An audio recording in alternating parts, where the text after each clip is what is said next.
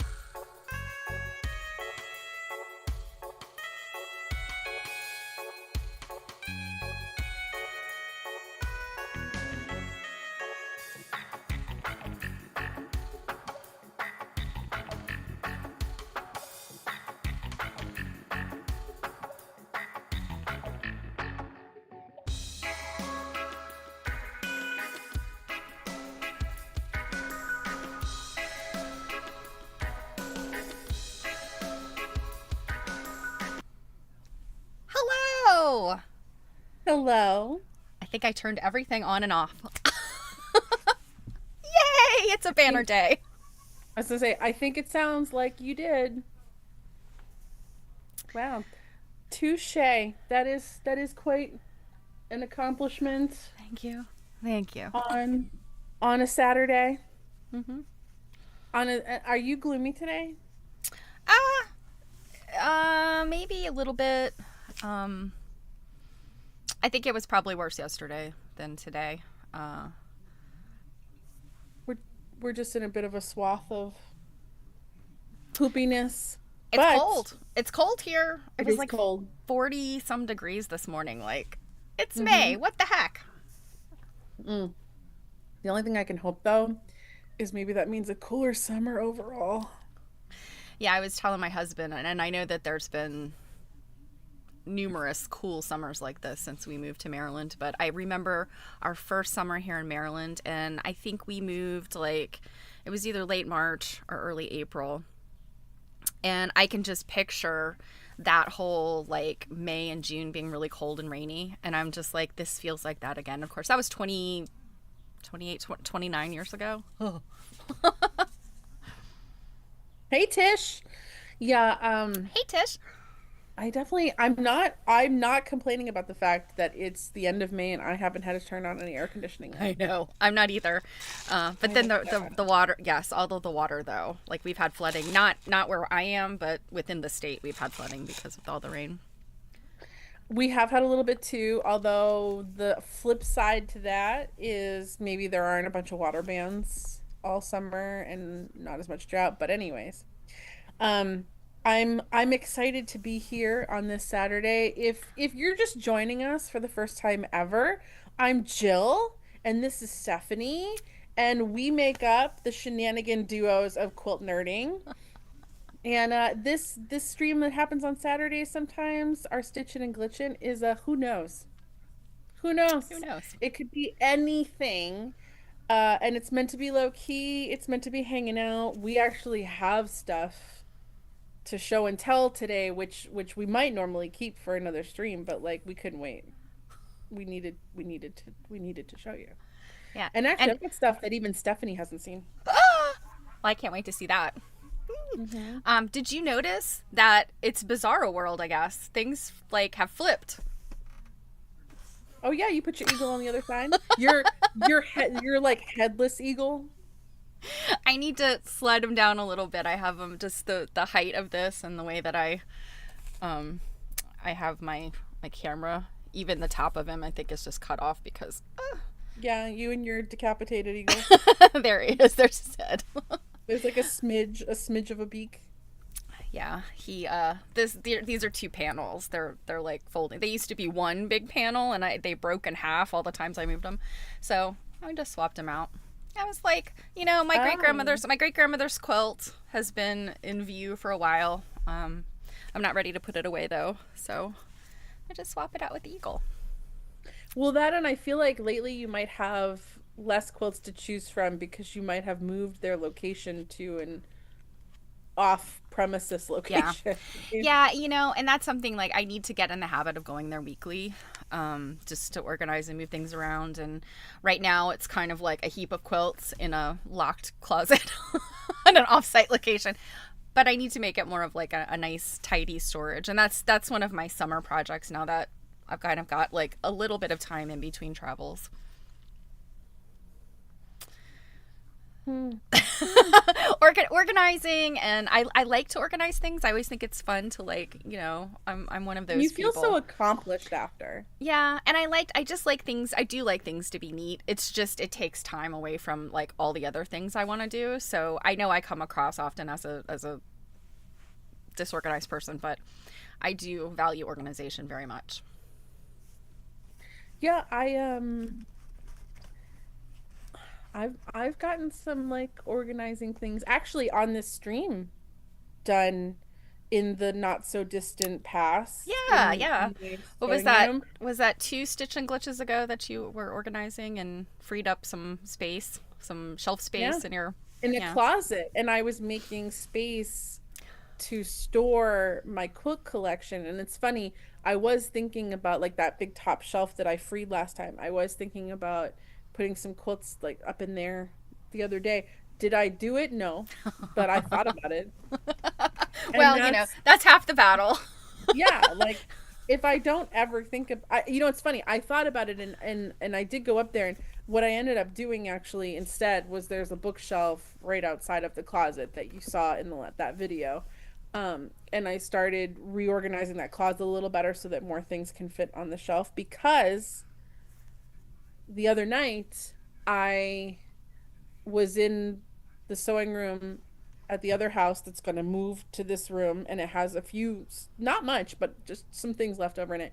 And I was moving some things around in there to free a shelving unit that's going to come out of there and come here for somewhere different.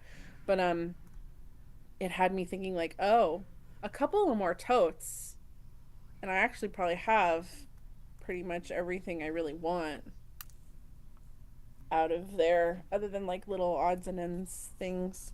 Because the big furniture is not coming with me. And this was your mom's old sewing room, right? Hmm. It still looks a disaster because there's still a whole big shelving unit of fabric left there that I don't plan on, that I'll plan on like selling off. Hmm. Um, but Did she? yeah, I could be wrong, but I feel like I remember you saying that she had one of those like koala cabinet kind of built-in sort of situations. I don't know if it was yeah, that brand, but yeah, yeah, yeah. I'm pretty sure it's that brand. She had one of koala. those like really nice, like nice wood ones, Hmm. like the heavy wood. I think she got it in the early 2000s. In my opinion, it looks barely used, and Hmm. it's a big one. It's not one of those ones that like folds up. Right. Yeah. I remember Um, seeing those advertised in all of like the sewing and crafting magazines in the 2000s, like the early 2000s and the 2000 teens. And I always remember thinking like, oh, those must be so cool if you have the space because they are really big pieces of furniture. And like, it's the kind of thing I remember there would be like, some of the major companies would do like giveaways. Like you could win your sewing room redone with one of those cabinets. And it was oh, like, I remember those. yeah, I feel like it was like they would come and like literally build the thing in your room. It's not the kind of thing that you're like, oh, I'm gonna move, so I just pick up my furniture. It's like, oh, that stays with that room forever because it's so big and all built in and stuff. But Well, cool, and that's very cool. yeah, that's one reason why I'm not taking it because it's so big. Yeah. It's actually when I think about it, I should take pictures of it. It's just like covered in crap. It's a great the table's a great setup if you're gonna have like multiple machines set up Mm-hmm. or you're gonna have girlfriends over because like you have like the desk area and I feel like the ones they make today are exponentially smaller than this Mm-hmm. one. You have like the desk area where like your machine is supposed to live like in, flush like in down in the desk. Mm-hmm. Then on the other side of it, there's like a drop leaf Mm-hmm. that opens to create like a whole nother space for sewing, which is what I mean. Like you could have like two more machines set up in between where like that leg is.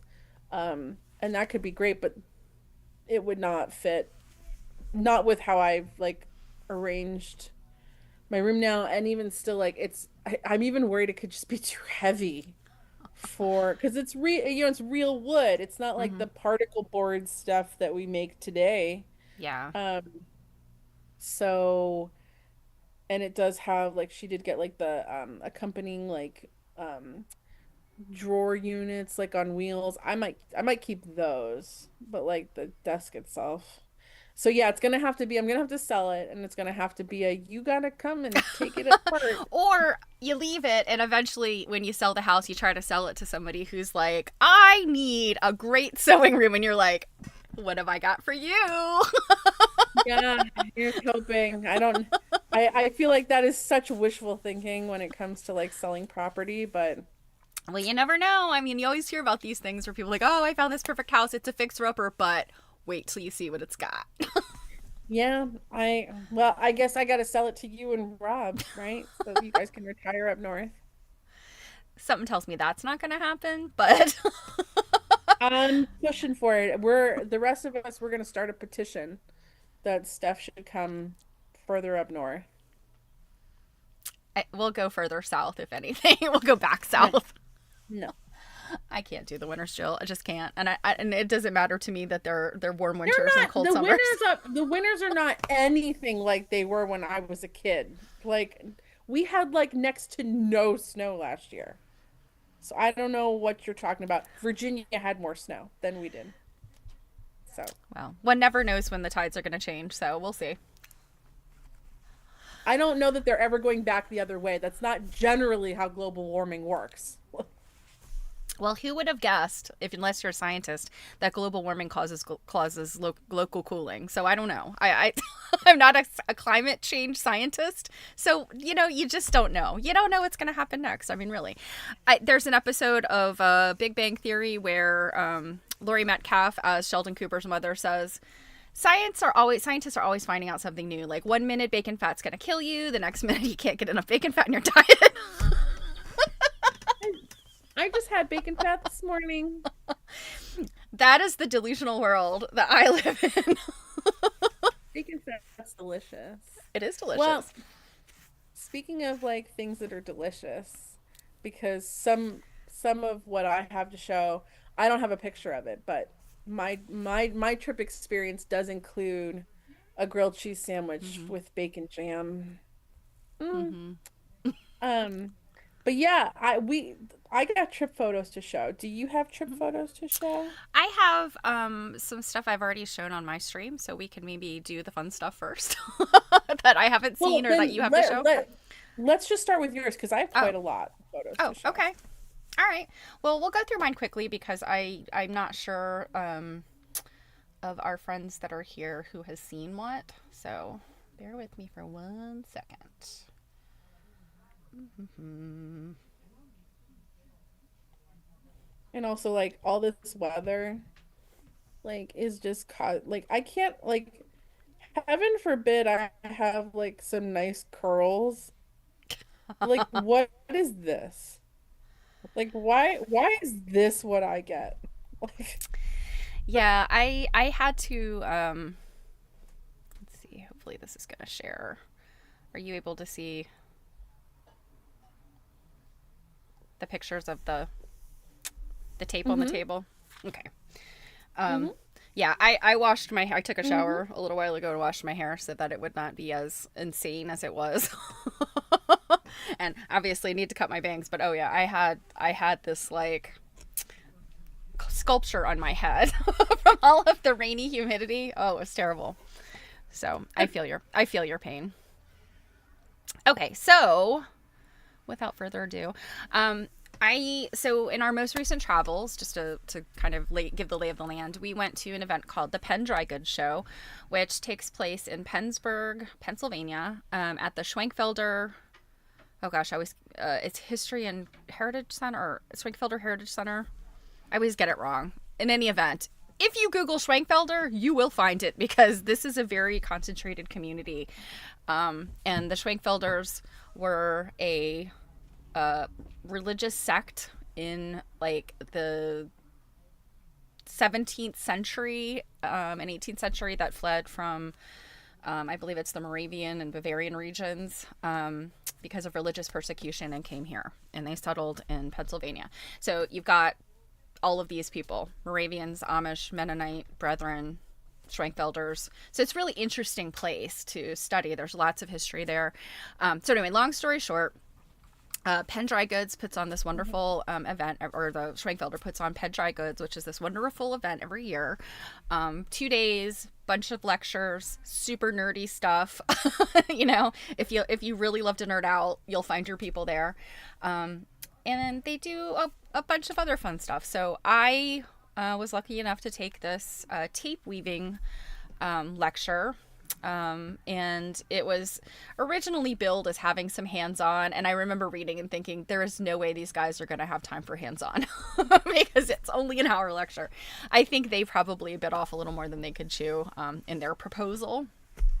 So they told us off the bat, they're like, there's not really going to be any hands-on, but Mm-hmm. you can certainly touch and look at all the things. And they were absolutely, please, take pictures, share our stuff.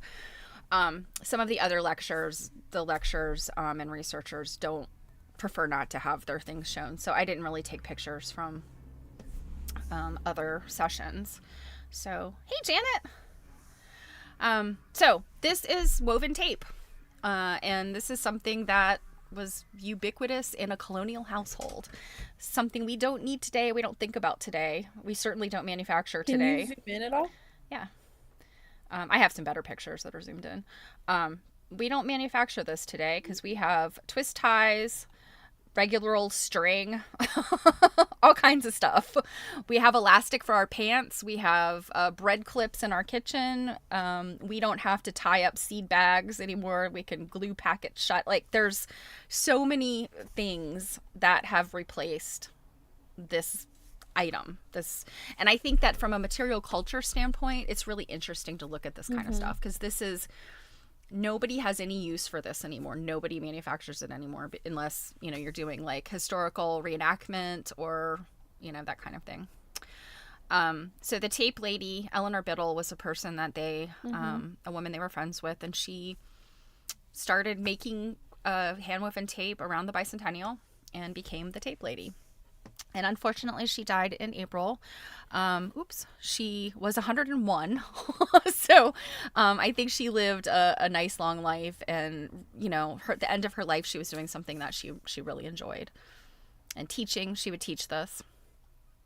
And so these are the instructions for... They're really pretty. Yeah, for sure. No, this is her business card. I thought this was really cute. Her business card had a little piece of hand-woven tape glued to it. And then let's see, where did my picture go? Well, I have a picture. These are the instructions for the tape loom, this cardboard tape loom that she sold. So I guess I'll get to that in a minute. I guess my pictures aren't in the same order. This is a ticking cover, a mattress ticking cover. I think this is antique. This is not something they reproduced. And you could see this would have been hand woven, homespun fabric. It's linen. Mm-hmm. Oh, here's the tape loom. It's really cute. It's just a cardboard box. This little thing, the heddle, which is the part that the warp threads go through, is just like a thick poster board or Bristol board. It's attached with brads. And the most complicated mechanism in this is this wooden take-up wheel. It's got like a little brake on it, kind of like you'd see on a like a big manual quilt frame. And then there's the weaving shuttle. So it's really cute, and it's a fun, it was a fun thing that she would teach to like Girl Scout troops, 4-H, people that were just interested in this craft. And I'm not a weaver, but I have kind of tried my hand at some of this before, and it's really interesting technology. This is a floor tape weaving mechanism. They typically aren't this complicated, but this one I guess was maybe from a household that was doing some like serious tape weaving, and it has a foot pedal and this little string. When you push the foot pedal, it changes the shed. And the shed is just the pattern of the warp weave.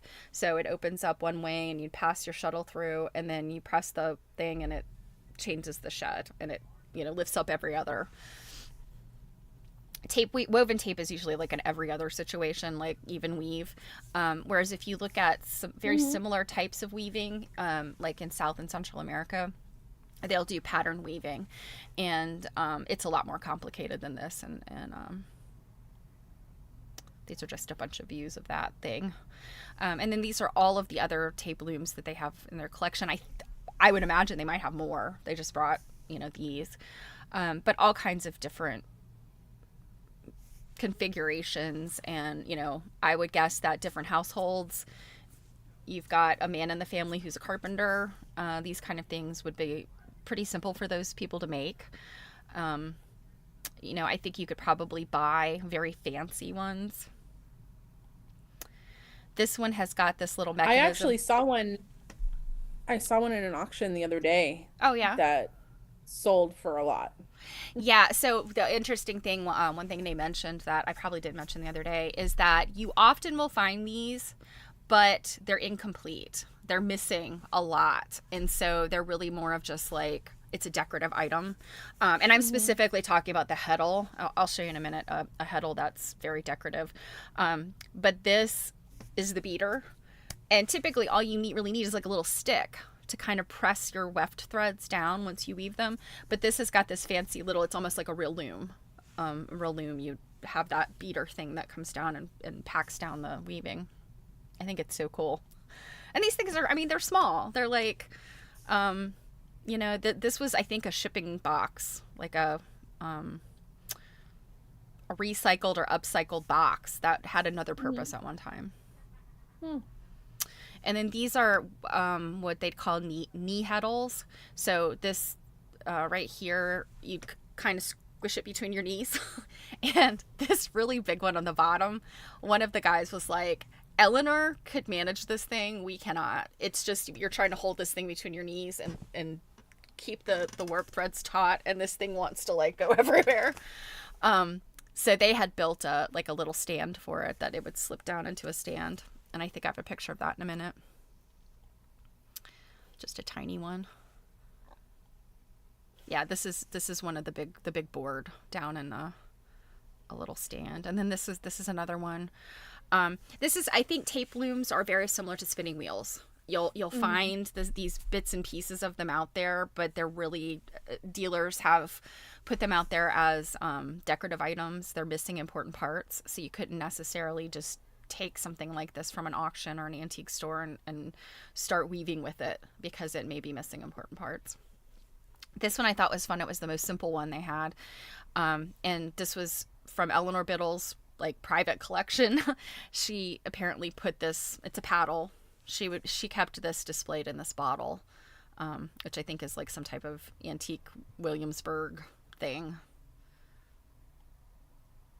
And then this one, so this one would create, the paddle one would create a very narrow, tiny tape.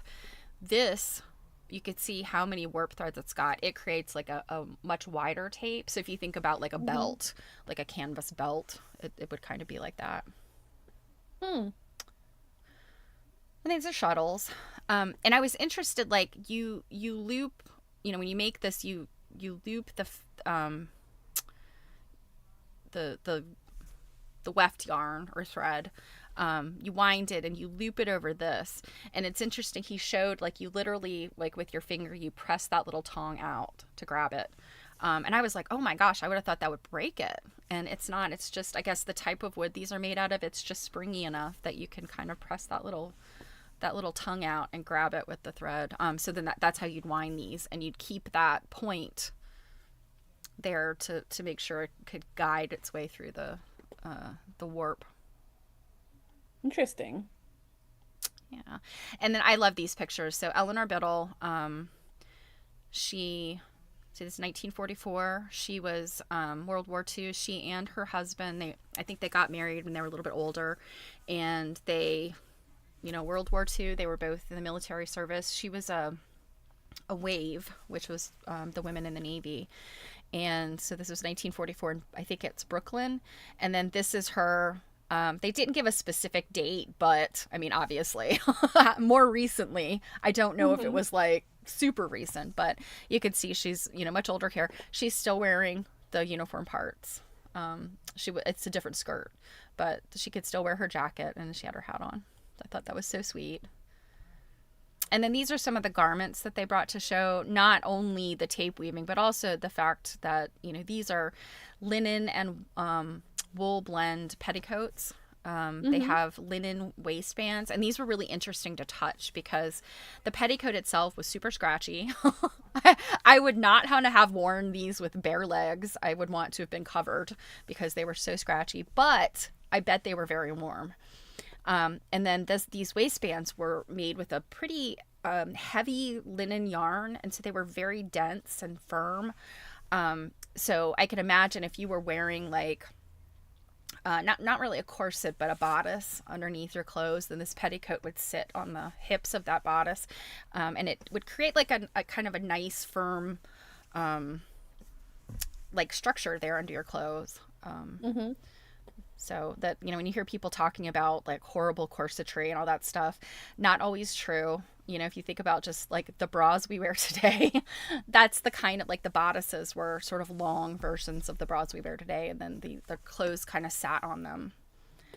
And you can see how tiny these little strings are. And then how they're just stitched on there kind of ad hoc. This looks like it could have been replacing something, another. And that was the last one. I thought they were just so fun to look at. And, our friend Mary Kay, my mentor, she has some petticoats that are similar, although their fiber content is different. They're cotton and wool, but they kind of have a very similar look. This sort of, I don't want to say it's almost like a color shot. Am I boring you, my lady? No, I'm sorry. I finished my coffee and I'm like, I should have had more. I'm teasing you. but you could see like the different colored fibers and how they just create this interesting like color pooling, you know, because this is homespun. This is not factory made. And I remember seeing that on Mary Kay's petticoats that she had in a lecture that I saw about a year ago. And it reminded me a lot of the same kind of, you know, garments and the weaving technology and kind of what the cloth looks like. So pretty fun. I'm kind of bummed that I had like missed that lecture. Yeah, and you know, I mentioned to you they are very interesting gentlemen. Let's see, what did I do with the book? I tucked the book. I did pick up a copy of their book. Oh, I think it's on the other side of this.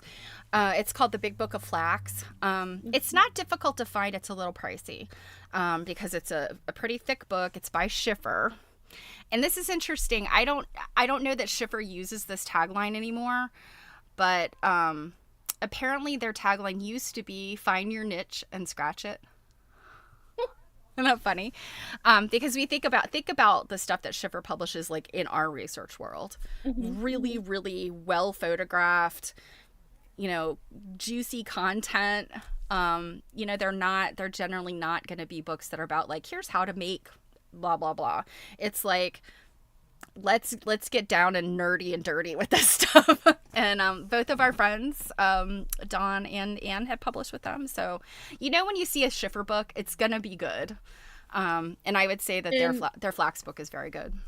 And Dawn is down here in the comments. Is she? Hello. She commented on your great tape.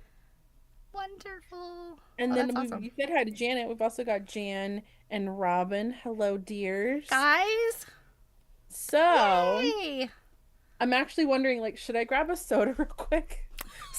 Yeah, it sure would be nice if you weren't like yawning up a storm. I'm sorry. Hold on. Okay. I'm teasing. I had the yawns the other day and it's terrible. Well, since Dawn is here, I will, while you do that, I'll show Dawn a little bit of something I've been working on that is in her world. She's got this really fun little challenge right now. It's if you follow her on Facebook or Instagram, she's Collector with a Needle. And she has this, it is a rabbit from Godey's, you know, Godey's Ladies Magazine that, you know, I've looked at on my stream before.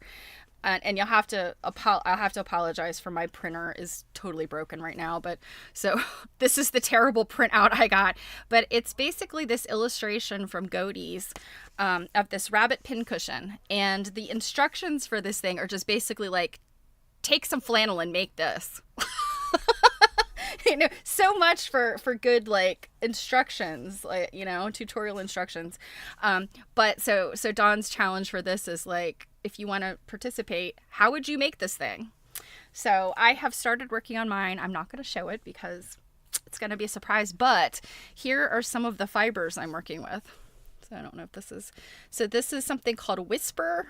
It is a cross stitch and needlepoint for beards and animals. And it is 70% mohair, kid mohair, 30% nylon. So basically it's a nylon core thread. And I can't find the end of it now. And it wants to stick together like insanely. Oh, now I can't find it. This is terrible. I just cut a piece off of it. In any event, it's very hairy, as you can see. And so I'm using that along with this Valdani pearl cotton. This is a 12. 12 is the finest. 5 and 8 or 8 and 5 are the next ones up. So typically what you see, like say in the craft store, well, Joann, which we no longer have. But if you were going to buy pearl cotton, you know, the DMC pearl cotton, it's usually size 8 is like the medium one, and then 5 is the thicker one, and then 12 is the fine one. So I am using these together. And then I have this DMC 100% wool, and I want to say this is a needlepoint stuff too. So it's got a little bit of a sort of fuzziness, but I was really pleased with this. Usually wool threads want to pull apart. Yeah. Thanks, Dawn. Um, yeah, I'm taking this very literal. A very literal approach. And if I have time, I might make a second one. I'm thinking about some fabric I have squirreled away. So anyway, Might we make were a second just one. looking. Yeah, if I have time. I can't remember what our parameters are on how long we have to do this. I have to look again. So anyway, that's my current little sewing project. I was working on it last night, and I like how it's going so far. We'll see. Hmm. And you can see that I have changed sides of the sofa because my tuchus was sore already from sitting. Because I can't sit on a couch normally. I have to do it weird. Oh Oh, yes. and Dawn says she has two rabbits in process. Of course. Why make one when you could make two? Well, I mean, the thing is, sometimes you have multiple ideas. And this is the kind of project I love because I think that this is like pulls creativity out of you. I know I always have too many projects going at one time, but, when you're given this like really sort of tight parameters, and I realize that like this project is, I mean, it's like open, you can make this thing any way you want to or any way you think you want to. Um, Hmm. but sometimes you have so many ideas and you're kind of like, well, let me just try multiple ones because she said she didn't say she'd reveal both. Yeah, exactly. That's what I'm getting to. That sometimes one of them is just like crash and burn. So then you have that other one that you're like, this one worked out. And that's iteration. Like, you know what? If you are a pattern designer, that's what iteration is. When you have an idea, you have to kind of create different versions of it to see what works out. Mm. Well, let me get on here to my trip photos because my trip includes some things that yours did not. I know. So let us start with this because my trip, where Stephanie and I ended up meeting, starts with the Sturbridge Show, which is a textile show that kicks off the week of Brimfield in Massachusetts. If you've never been to Brimfield, um, basically an antique show, antique slash flea market show, takes over an entire town in central western Massachusetts. Like it's not totally western, but it's starting out there. Um, if you go there when there's no Brimfield, there's nothing there. There's like one antique store in the middle of all of these fields that stays there year round. But it's very cool. But anyways, there's this textile show. They do have quilts. You can find some sewing tools. It is a lot of vintage and antique clothing. Um, there's been some discussion that like, we should maybe start getting some more quilt dealers in there to kind of pull in the quilts some more again because I guess it used to be a lot more years ago. But anyways, so I spent part of my day hanging out with our friend Jane Lury, who is a long time, one of the premier dealers in the country. Her business is called Labors of Love. And she had, I don't know if you can really tell, but this Baltimore album is hanging from the ceiling. Down in her booth, is down here. Yeah, it was a big And it was a big quilt. yeah, and they always have this like showstopper quilt that hangs from the ceiling over their booth. And technically, there are signs, there's big signs at that show that you're not allowed to take any photographs or video. I guess that has a lot more to do with the clothing um than the quilts, but I will just put out there that I had full permission from Jane and encouragement to take these photos and share. I put a reel on my business Instagram for her that got a hit immediately. Um, and she's already talking to somebody. I don't think this sale will go through, but it sounds like it's going to lead to her buying some other things from Jane. So that's really exciting. Yeah, very But cool.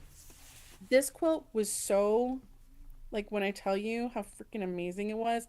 And we did, so Stephanie got to see this quilt at Penn's because Jane did bring it by because she wanted to talk to Deb Cooney about it. And Deb had mentioned that this was one of the most amazing group two Baltimore Mm-hmm. album quilts she's ever seen. All of this here, a lot like all of this here, it's all stuffed applique. Mm-hmm. And one thing that I particularly loved, I And mean, the quilt. just to back up real quick, just for folks that don't know, so Debbie Cooney is a pretty well known Baltimore album quilt researcher. She's based in Maryland, and she's a friend. We get to hang out with her at events and stuff. The when she talks about style too, some of the researchers, it was a Jennifer Goldsboro, I believe, was a researcher kind of before Debbie, or Debbie might have been researching at the same time. But in any event, Jennifer Goldsboro kind of created these categories of like the really high style Baltimore album quilts. There's really not that many of them. They're a very, confined group of quilts because of, when they were made, how they were made, etc. And there's a whole bunch of lore to it. So, but anyway, I just wanted to clarify what that means. Mhm. So yeah. Thank you, because I am not a Baltimore album scholar. I'm And not really you, either. I've just picked up bits and pieces as I've done my tangential research. well, that's what I was just gonna say is I have not done research kind of sliding alongside there where I would learn by Mm-hmm. osmosis some of these Oh. things. Um, but yeah, the thing that I loved is all of this stitching. Mm-hmm. It was It so is really cool. pronounced, and I don't I haven't personally seen a lot of antique applique because we're talking about 1840s 50 around there. Mm-hmm. I haven't seen stuff with like this kind of. I have another close up really pronounced was this like a buttonhole stitch kind of a Yeah, thing? it's an embroidery stitch. It's not. I don't think it's really a buttonhole. And I'm trying to remember. I looked at it. I touched it with my fingers, which you don't Well, usually get that's to better do. than touching it with someone else's. um, no, usually you're not allowed to touch the quilts in general, especially really old, fancy, beautiful quilts. But I did. That's the nice thing about having knowing these people knowing be the your dealer. friends. Yeah. Exactly. um but yeah, I'm trying to remember, but it is a stitch, and it creates almost like a little feathery edge along the stitching. It's like a little embroidery stitch. um Hmm. it's Well, it's like some of these though, like this one almost had I think those was might this have been more of a buttonhole stitch. I'm trying to remember. this one here, this really thick. Hmm. That would be more of a butthole than these ones. Okay. Yeah, those I other ones are, it's like a little slanted whip stitch, I think. I have seen ones where it's I can't remember what the stitch is called. Oh my But God, Don is in the chat. Don, what are these stitches? oh, yeah, Yeah, like seriously, what are Dawn these knows these things. embroidery stitches? Like you have them here that look like railroad tracks almost. And then these other ones that are really thick. They kind of remind me of just kind of like a satin Yeah, stitch. I think that those might be a satin stitch, like a really tight satin stitch with a thick fabric. Because But it's funny when I first saw it, right? This stitching, this almost looks machine done to me. I know that mm-hmm, it's not, but mm-hmm, you know what I mean? That kind of like when you get those like patches put on jackets mm-hmm. with a machine Yep. and like that satin stitch on the end, but Well, like this those kind of stitching here, so like those look at this. three red buds, so that's a feather stitch, I think, or a fly This foot. one. It's yeah, it ends up, Yeah, yeah, as you're stitching, you're kind of creating these little sort of pointy yeah, and things. Yeah. it's so thick. So I'm assuming they're using, a multi-strand, right? It's Or definitely I not mean, single. they had stuff like this, like pearl cottons, that would But have that's been what I different mean. That's weights. a multi-thread instead of like a single thread. Hmm. I feel like most of the applique, oh, here's Don. Some are a reverse buttonhole. Okay, yes, that's what creates that little feathery thing. Yes. And then she said Dar Baltimore albums had several examples where the embroidery was wool. Okay, so that Hmm. could be what we're dealing with. Um, what was, oh my God, what was I gonna say? Oh, I feel like now, right, where when you take like an applique classes, which I've taken too, everything is about like hiding your stitches. Hmm. and making them like and then I'm kind of like maybe this is actually more up my alley. Yeah, I mean, so this idea of needle turn applique, Mhm. um, I mean, I don't know the history of it. I do needle turn applique. It's something that took me a while to, and I will never say I've mastered it, but it'll take me a while to like get it looking consistent and good. But I feel like on a lot of antique quilts, you do see these kind of more of like embroidery stitches. A lot of applique. So I think like broderie purse, some of those old chintz quilts where they cut the chintz out, the flowers and the things, and then Mhm. they applique it onto another piece of fabric. And the reason they're doing that is to extend this smaller piece of chintz. They cut it apart and blow it up, so they can spread it all over a single quilt. But they use like a very tiny, tight buttonhole stitch. And Mhm. I have at least one quilt I know that's pretty old, and it's in terrible shape, but it uses that tiny, tight little buttonhole stitch. And I can't even imagine how long it would take them to do that, because I've just gotten proficient enough with a needle turn that I can applique pretty quickly. Yeah. Dawn just said sometimes the embroidery was Mhm. added after applique, but sometimes it serves to anchor the applique, Mhm. and some of the narrow stems are embroidery only. Yep. Um, yeah, these flowers here, these are stuffed. Like this quilt was Everything just was stuffed in that quilt. this quilt was so amazing. It just I didn't get as many close-ups because like I said it was hanging from the ceiling so I could only kind of get Mhm. the stuff on the bottom. Yeah. Jane obviously has a lot more close-ups. I do want to say I will play with the description when we're done here and put in her details. This quilt is for sale. It is priced for a collector or an Yeah. institution, I will tell you Yeah. that much. Um, but if you wanted to inquire with her, I will have her contact information with permission, so that you can talk to her. And if this one isn't your jam or it's too expensive, she has, of course, many other amazing things. Mhm. But that was the Yeah. start of my trip, as well as the stuff we're gonna see in the unboxing later, which is stuff that I had from our friend Karen Renninger. I just didn't take pictures of stuff ahead of time because the lighting in there is not great, and I'd rather make it look pretty. But I then went and met up with our friend Ann Hermes in Pennsylvania to do some shopping. And we met at an antique store because I got into town around like 3. The Sitting weather here. driving down was horrible. And I parked. This is my car right here. I parked next to this car that was stuffed to the brim. And of course, her and I are joking, like, well, we don't need to go inside. We can just shop right here. And as we're There's a walking in the that is a back, foot sticking out, right?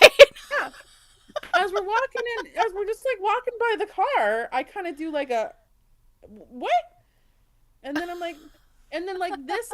I now that I look at it, it's like I think this is like a wig here, but I'm like, there is a foot in that car.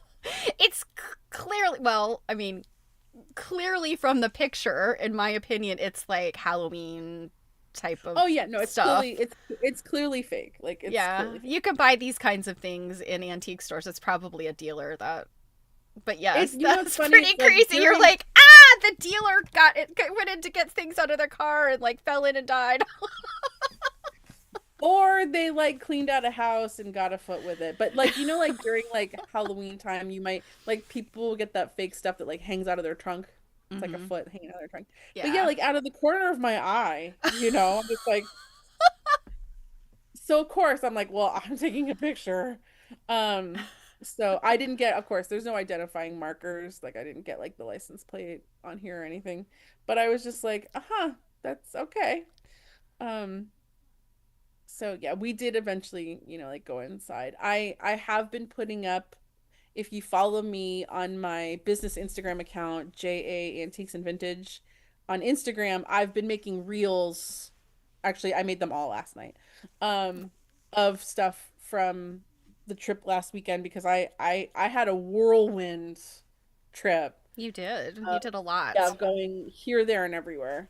So if you wanted to see some of the shopping photos and video and stuff, you can go check out reels. I've got some more I've got to post. I wasn't going to show all that here, but I was just going to show some pictures of things that we saw. Oh, I love this. I haven't seen these. Yeah, I've told you I've got stuff you haven't seen. So This this crib is full of denim. a crib full of denim, and that's like a really cool school, like a spool crib, right? I think this one's like a Jenny Lind kind of spindle thing. Okay. If Dawn's still here, I'm sure she's going to tell me otherwise. Dawn's gonna be like, Otherwise. I'm not coming to your things anymore because you make me educate you. Well, it reminds me of those Jenny Lind spool beds, like the spindle bed things. Mm-hmm. Yeah, I don't. Um, I guess is a spool bed kind of a different. Well, I mean, is a spool bed actually made out of spools? I think it's just the wood turning looks like spools, right? So is this just yes. another? This is just another like version of that. But I thought it was funny that they put all this denim in here. But also, I was just like, wow, that thing would be so cool if it was full of quilts. A lot of that denim looks like hot pants too. And also, just I don't know if you need some egg cartons over here. This is a dealer that had yeah Jenny Lind style. Yeah, that's what I thought. Thank you, Dawn. I this is a dealer that often has like feed sacks and stuff, not the pretty ones, the advertising ones. Mm-hmm. This is a doll cupboard I love little that cupboards. Anne loves little cupboards. okay. So there's been like this like thing for probably a couple of years now where like Dawn and Anne are kind of like, you need to get like a little doll cupboard, like it's great to display your stuff and blah. And like we saw recently how pretty they can be, with stuff displayed in them. And this is one that I saw that was in my opinion pretty reasonably priced. Um and I had taken a picture to in this moment, I'm not gonna lie to you, I'm a little kicking myself in the butt that I didn't get it. Um but I was like, at least I can look at it. It's so cute and pretty. It's probably like I Anne and I were both like, it's probably been a little weathered on purpose, but it's one like I don't Mm. care. It was just adorable. And then we went into this other shop that normally when we're in town, we don't tend to go in just because I guess historically the other gals hadn't had good experiences in there. Like just they haven't found anything. But I was like, I have. And we walk in and the first two cases are these tape measures. Yes, I was gonna ask, are they tape measures? Oh, that little Yeah. camera one and the little Yeah, house they're and the tape little measures. church. And this is one, and you'll see how expensive this one is. This is one I've seen on like auctions and things like that I've seen go for a good amount of money. Some of these other ones I've never seen, like this how or there's this elephant. The little Uh, house, it's like a little chalet. It's so cute. yeah, and And is that a phone? Isn't it yeah, like an old? old picture phone. Yeah, and you can see like it's funny because some people are like, oh, I didn't know tape measures were collectible, and I'm like, oh Oh my yeah. God, some of them are super collectible. Yeah, we Uh, didn't we look at was it there were the sterling silver ones we looked at that time and all mhm, just all of mhm. the little thimble and doodads. Yeah, they were cool. And then Oh, here's and a another chicken head. ele- this one is a match safe. This one's also a match safe, but this Okay. is a tape measure. A beast And cup? I this one is a 650, I think it is. I have seen this God. on auctions and stuff go for a lot of money. I've never seen one in person. So a match safe, just to be clear, a match safe is just like a some sort of receptacle to put matches in, right? Mm-hmm. Because what matches back then Yeah, were because like you you can could go on your tooth and set them yeah, on you can see that like for this one here, it's this bottom that opens. fire. Hmm. So you just flip it over and open it. And I guess those are just as collectible as the tape measures. It's just obviously like a different audience. Hmm. But yeah, that tape measure is really cool. So yeah, I it's funny. I did buy something in this store. It was $2. Um, Otherwise, I really didn't get anything here, but it was just a nice store to futz around in. And obviously, apparently, there are a bunch of tape measures there. Then then is when I met up with Stephanie, and something I just realized I didn't share my sound. Ah, yes. There was a sound. There was sound to be had. Let's see. Share sound. Okay. So we rented an Airbnb because all of the hotels in Pennsburg for the Schwenkfelder, they were sold out because there was another event in town at the same time. So we ended up in an Airbnb, and this was the backyard. Um, and it was lovely. So, um, yeah, turn up your volume.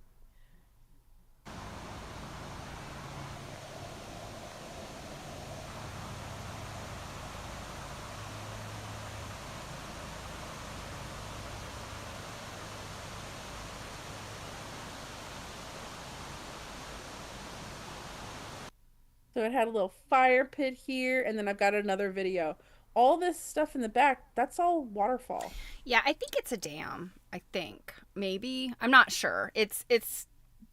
It does go. They go down kind of like, but it's I Mhm. don't. It's not like a true waterfall. I don't think. I think it's just like the way the water is like going over either some natural or some man-made kind of. I can't see Yeah. it, so it's a waterfall. But this was the. Is this the Perkiomen Creek? I can't.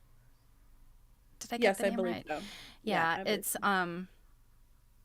yeah, it's beautiful. And of course, we got terrible rain the one day we were there, and my mom and I were In a driving. monsoon. Yeah, my mom and I drove separately back because we had different lectures, and my mom and I drove separately back, and the road we took was running alongside the creek, and I was looking over, I was like, oh my god, I hope the house is still there when we get there and it hasn't like just floated.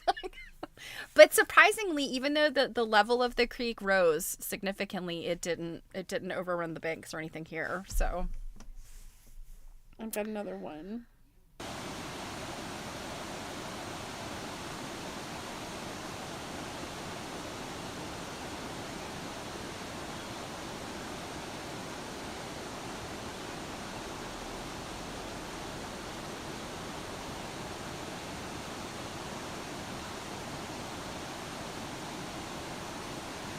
It was so yeah, and that's lovely. that's literally like what not even 20 yards from the back door.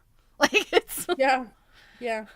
I It mean, was you literally stepped out the like back out the door, back you walked like, I don't know, the length of maybe a one or two driveway. parking spaces, and then there was the spot where we could park our cars, and then the banks of this creek. The only bummer is like you really can't hear it at night. Like when you're sleeping. Well, I mean, I guess if you could open your windows, then you'd probably hear it. But then so the other side of the house was a Yeah, busy road. yeah, that So was the problem. yeah, you Um, couldn't hear it. did But you get any it was did what? you get any pictures of our goose friends? I did not. There were quite a few geese that were chilling around and stuff. I did not get pictures of them, but and I didn't take pictures of the inside of the house, but it was a nice cute Airbnb. It It was a was really a cute neat Airbnb. house. Yeah, it's a very nice place to stay. Then after we were at Penn's where Stephanie had her tape weaving lecture, I had to leave around 1 o'clock on Saturday. The show ends Saturday, late Saturday afternoon. I did have to miss a lecture, but I had to rush to get my butt back up to like the Mystic, Connecticut area because the next day I had planned a visit for the New England Quilt Study Group to Block Island, to the Block Island Historical Society. Luckily, I was really nervous that that monsoon weather was going to follow us. We could not have had, look at the sky. We could It's not have beautiful. had more perfect weather. It was nice and cool. It also, we had this monsoon in Pennsylvania and it was also like 80 degrees. Yeah. Um, so this was like 70 with like a nice breeze. Hmm. I did get a little bit pink because I made the mistake of sitting on top of the ferry while we were driving there. And riding there, and I did get like a little bit green, just like a hint, like because I normally ride inside the ferry, and I was stupid and was on top. So yes, this is us arriving to Block Island. So pretty. It was so gorgeous. So gorgeous. This is the Block Island Historical Society, which, if you ever do take the ferry to Block Island, you can walk to the Historical Society. It's zero point 0.2 miles away. And someone had said to me, like, well, you can walk from the ferry and it's downhill, but the walk back uphill is horrible. I don't know how they define hills. Like it really, like I'm expecting like San Francisco, type. It was not much of a hill. It was not laborious to walk, quote, up the hill to go back, but it's very close. Um, so the reason we were here is because when the New England Colt Study Group kind of refired last year in December after at least a couple of years of being dormant, um, we had kind of just like a holiday gathering at the New England Quilt Museum. And one of the people that came, there were quite a few new people, but one person that came, her name is Janet Dionis, and she is the director of the Block Island Historical, and she had recently joined American Quilt Study Group. That's where we got our initial kind of email list from for people in New England, and then it kind of branched out from there. But she joined and was like, I joined because I'm the director of the Block Island Historical Society. The society has a bunch of quilts from the island, and I'm really fascinated by them, and I want to learn more about them, and I'm trying to connect with more people that know about them. So we were kind of geeking out with her, and she was like, I'm trying to get an exhibit underway about shipwrecks, because the island has a large number of shipwrecks, and the kind of the salvaging trade of the islanders. And the reason for that is because there is a large number of calicos that were salvaged from these shipwrecks and then used in these quilts. It's her exhibit just opened. We got to go right before it opened, because then like it was like the weekend before Block Island went bananas with like their season starting. Her exhibit's fantastic. And I we just am also so fascinated. I mean, just the tiny bit that you have, told me Mhm. about. I'm Yeah. just like, this is like, I don't know, one of the best kept history secrets on the Eastern Seaboard or something. Like, I'm so excited by this idea of like shipwreck scavenged, salvaged fabrics. Like, what the heck? That So is it's so cool. so we're standing. So she's actually standing in front of a photographs right here of three women and the quilts they made. Like they know who made them and have photos. But the Spartan here was one particular shipwreck story she had told us about, where they actually know which calicos were salvaged from the Spartan. That is so So wild. That is so so there are wild. quilts that they have that are described as having Spartan fabric. And at first, she keeps mentioning that, and I'm kind of like, what the hell is Spartan fabric? Um, so they also, like in the general term, they call it as wrecking fabric, because that was what they used to call kind of salvaging ships, was wrecking them. It's very the whole exhibit story is very cool. There's also like ghost ships, and like it's very cool. It's very cool. Yeah, when you were telling Um, me about this, it reminded me of when I was a kid and we used to, my family would vacation on the Outer Banks of North Carolina. And, I'm like 6, 7, 8 years old. And I just remember the stories about the shipwrecks there and, the pirates and all this stuff. And I was just always like, oh, this is so cool. I kind of feel like that was a little bit of like the history bug I had when I was little. And mhm. then when you were telling me about this, it brought all that back to me. And I was just like, ah, and there's fabric too. I know. I was totally like, oh, Steph would have loved this. Everyone had a fantastic time. I literally didn't have a single complaint out of the whole group. It was bizarre because normally there's always someone that complains about something, but nope, nobody complained. Oh, what am I doing here? Nobody complained about anything. This is our pile of quilts waiting for our turning. This piece on top of here is candle wicking. Um, and then we got to go through the rest of the museum. I have never, this is like a laundry. Um, Oh, I see what it is. The irons go mhm. on the top of it. Oh my God, it's got a particular name. Does it say in the back there? Laundry. Hold on, let me. Oh my Handy goodness, look. laundry. Oh my goodness, yes. A laundry stove. That's it, laundry stove. So I have never seen, like, I've seen these stoves, but I've never seen what they look like with the irons sitting on them. Yeah, I have never seen anything like that's wild. Yeah, I thought that was really Oh, cool. I mean, and it makes sense. I mean, those sat irons, they don't stay hot forever. You know, I Hmm. mean, it's not like it's not getting constant, heat the way that your electric iron is. So after a few passes, I guess you got to put it down. So, wow. I guess if you worked in a laundry or you worked maybe in a grand house that had its own laundry, Hmm. I could see how this would be something very useful. I have never seen one of those. That is wild. Yeah, and then there's like some old photos here from the island and stuff.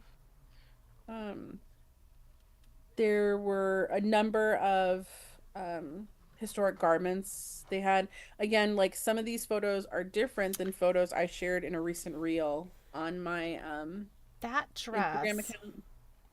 did I close it? No, I didn't. So, Mother Hubbard dresses. The other day so on my stream we're reading From Hoop Skirts to Nudity Hmm. by Carrie Hall. That dress somebody pulled up because I was like Mother Hubbard dress. I'm like, what was that? Um, they're different than prairie dresses, but they look pretty similar. And this picture I have, it's from Marna Jean Davis, clothing historian. Um, it looks identical. That's Hmm, wild. that's funny. This is a bathing suit, and I thought that was like super cute with It like its is. little red stars. There were some other photos of like ladies in these historic bathing suits. That is that like turn of the century, late 1800s, I would Hmm. guess. And I'm kind of like, I kind of Probably want made them of to make them like this again. yeah, but it's probably made of wool also. And you'd wear it with or maybe not. Maybe it's made of Yeah, linen. I don't think it's wool. I think it's like a linen. Yeah, they did make those of wool though. That And then you sounds like a horrible idea. wear them with wool stockings. Actually, I think some types of wool based, depending on the weaving and stuff actually do repel. They would No, repel water. Yeah. I thought this was incredible. Yeah, I'm is it it's okay. Oh, it's like layers of Mm-hmm. so it's that leafy fabric. What? And then there's Yeah. that neck like thing. And then I guess is that ruching sort of that something coming off the shoulders like a Mm-hmm. wow. Fancy. Yeah, very fancy. There's some more dresses that were in this room. Again, I show it on my Instagram. I didn't want to like double show everything. Yeah. So I picked some stuff for here, some stuff for there. Here's another close Oh, look. that's pretty. That blue is so pretty. Mm-hmm. Very vibrant.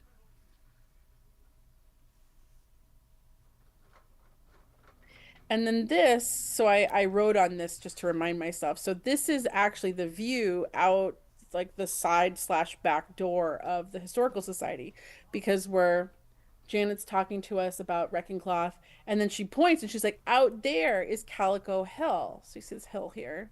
Obviously, like there was not a dumpster there and things like that. And apparently they would take all this wrecking cloth that was on bolts, obviously. So it's yards and yards of fabric, and they laid it out to dry along this hill, and it's called Calico Hill because it looked like a patchwork quilt. Very all this cool. calico. And I'm Oh, like, does I anyone have know, a picture Janet. of Tiny little that? vase. What? I'm like, no one has a picture of a historical picture of Oh, that? I would gladly lay my laundry out if anybody wants a picture. I was just, that I was reading something else recently, and now I can't think of what it was, but it was about, I want to say it was about the dogs or something that would keep, livestock away from the drying fabrics. They had, Mm-hmm. you know, to keep their stuff Clothesline. from being trampled. Yeah. Mhm. And then we started our quilt turning. So, um, there were a couple of gals. I think they're standing like right here. They're not in this photo. That brought in a couple of quilts and things that live on the island. That's right. They were Um, local. They were locals, right? hmm and these pieces here are a couple of the pieces of some stuff that they brought. They were very excited to be like talking to people that knew, what some things were, and they were telling us family stories about their quilts. Because the nice thing is that most of the quilts that Janet, and this is Janet Dionis right here, that she showed us, they know who made them. They have the history, which is, it seems so rare, and like all these quilts came from the island, and she guesstimated that they have about 60 in their collection. They're not all in phenomenal shape, and they're not like all like showstopper quilts and stuff like that. Um, but to have all that provenance, like she has Yeah. diaries that go with the Yeah, I mean, quilts. see, that's the thing. Like, you can have these beautiful quilts, like what we look Jane Lury's, this, current Baltimore Album Quilt she has, which we don't have a whole lot of provenance about. Just we only know like kind of what the research about Baltimore Album Quilts has been. But then you have these quilts; they may not be like, absolutely so stunning they make you cry, and they may not be in great shape. But look at all of the like the history that is Hmm. connected there. And I argue like this is the kind of stuff that gets people interested in history, that connects us with the past. I mean, I think about people that are like, why do you study quilts? Like, how boring. No. This is the kind of stories that like everybody can be excited about. Hmm. You've got, maritime and sailing history. You've got like the fabric printing, those fabrics were coming from England, I'm sure. Like England, Mm-mm. France. Oh no, where were they Mm-mm. coming from? No, a lot of them were coming from the New England coast. Ah, I see. Okay, so they were coming down the coast from the Hmm. mills. Okay. But still there's some missing history there, even with those England, those New England mills that Hmm. that may or may not be represented in these quilts. But my point being, there's a lot there that's not just about the quilts. Oh yeah. She was even like, there was, I forget which particular quote we're looking at, but there's one quote where she had the diary for it and she was reading us entries about her talking about, like worked on 10 blocks of my quilt tonight, help ma with supper. Like, it's really mundane things, right? It's not some torrid love affair kind of juicy tea we're spilling here, but it makes the person more real in their Mm-hmm. creation of the item that we get to touch now. Mm-hmm.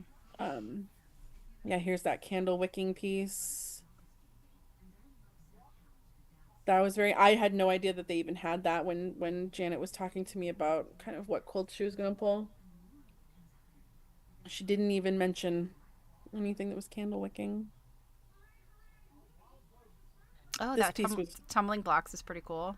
is so vibrant. Mm-hmm. Um, I was like, oh my God. I have pictures of pretty much everything that we looked at, but I didn't. Obviously, I showed some in the reel that I tagged them in. I'm showing you some here. But even then, it's not everything. This log cabin courthouse steps was gorgeous. Yeah, look at all those different And colors and that are in there. and what do you see right here, Stephanie? I'm not sure what See this? What color is that? is that, Centennial? Oh yeah. Oh, okay. Yep. And Gotcha. it's funny. Okay. See, yeah, here it is right here too. Just in a different part of the print. Gotcha. There Okay. was another. Oh, up here. Oh, so say there was another print here where people were like, oh look, Centennial Blue. Gotcha. Yeah, those Um, centennial colors they're very, very specific and they help date quilts to the 1870s. yeah, and like once you recognize it, you can't ever unrecognize it It again. always reminds me of like I think it's either Crest or Colgate has a sort of a greenish mint. That's what it reminds me of. There's the bluish one and there's the greenish one, and it's the greenish one. And then we had this apple core that was just delightful. That is not a fun pattern to piece. I have done it. I've done small ones with paper pieces, pre-cut like English paper piecing. It is still a sort of a hassle of a pattern, but it's so pretty when it comes out, and it does have a those interlocking concaves and convexes are pretty cool. I have a really hard time looking at this pattern and not thinking in my head like always with wings. Like, Yeah, it does have a an underwear gusset look about it. this was very interesting because normally when we have these square and a square blocks, that's all you got. But then like there were a few that she just stuck this piece in here too. But one of the reasons, again, this particular quilt in and of itself isn't like a showstopper. This fabric here is wrecking cloth. That's wild.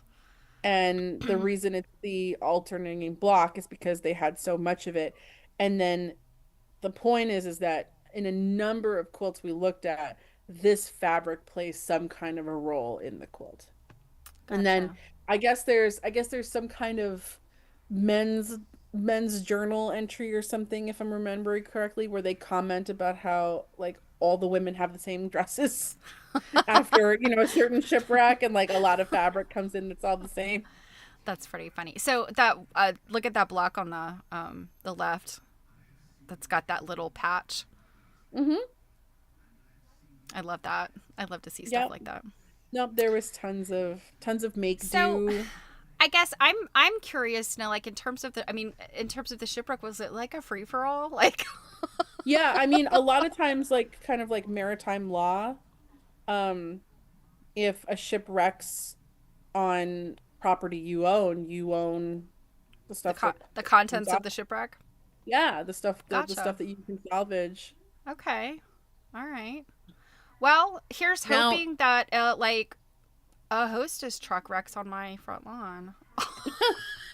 um, now there was a lot of like controversy because like since the fact that they were calling it like wrecking, Mm-hmm. meaning they're scavenging a wreck. Right. But I guess other times media would interpret it, or other people would accuse them of intentionally wrecking a ship How do you and meaning intentionally wreck a destroying ship? it. Like, I mean, you don't exactly So throw a tack apparently, strip out. Like, like part of the accusation sometimes was that they they would intentionally on land mislead a ship coming in so with like the the lights lighthouse kind of like guiding with it the wrong they way. would use like lights and like a whistle kind of sound or something. I'm sure I'm not getting that completely accurate. But this was kind of pre like lots of lighthouses, and Mm-hmm. you'd need a pilot that would kind of lead you Mm-hmm. through the banks and things like that. So yes, there were times when a ship would wreck that they would be accused of Gotcha. Okay. doing it on So purpose there's so some that they could intrigue. pillage. Oh yeah. Oh, there's tons of juicy gossip and oh my God. I It bet. lots of Wow. Yeah. I mean, I have so many questions about like the fabric itself. I'm imagining, it's going from a mill to some type of purchaser, a distributor or Mhm. whatever. Well, I Mhm. mean, and it's wrecking on this island and the locals are getting this fabric. So, you know, I'm sure the mill is like they've lost something that I'm sure they were to be paid for or maybe had already been paid for, and then the recipient now doesn't have this thing they're supposed to have. So I guess I could see like early lawsuits. Like I don't know. Like how does all that work? I'm Or is it sure. just Well, missing? It's just missing. We don't know where it went. keep in mind, we still had insurance at this Okay. point in time, so my Okay. guess would be some things would probably have been insured. Because I believe Janet did mention that part of the way they make some of these connections about where things came from or is from insurance claims Gotcha. Okay. Janet and said things Lloyd's like of that. London insurance. Yeah, yeah. But yeah, we saw. So yeah, here's a close up Oh, of that's that so particular wrecking pretty. cloth. There's Oh my there's there were a gosh. few, but yeah, I That don't know is that I've ever gorgeous. even seen this cloth anywhere else. Yeah, that is gorgeous. Now this piece looks like crap. And the reason that we have it, although except for this piece on the side, but the reason we have it and that she showed it to us was this was found underneath a metal mattress, and you're seeing what the metal, the rust, has done to the fabric. Oh, interesting. Okay. Hmm. And And it was one is that that same fabric or no? this wrecking cloth here. Yeah, it looks like it. If it's Gotcha. not, it's Okay. real similar. Mm-hmm. Yeah, Yep, that's it. looks like it to me. That's Yeah. it. Wow. Yeah, but she was like, I found it so interesting that they put this, underneath a mattress, um, and what it had done to the fabric, and I was like, I think it's pretty cool. Yeah. Yeah, for sure. This was an example of some Prussian blue. Obviously, you can see it's not in the world's best shape.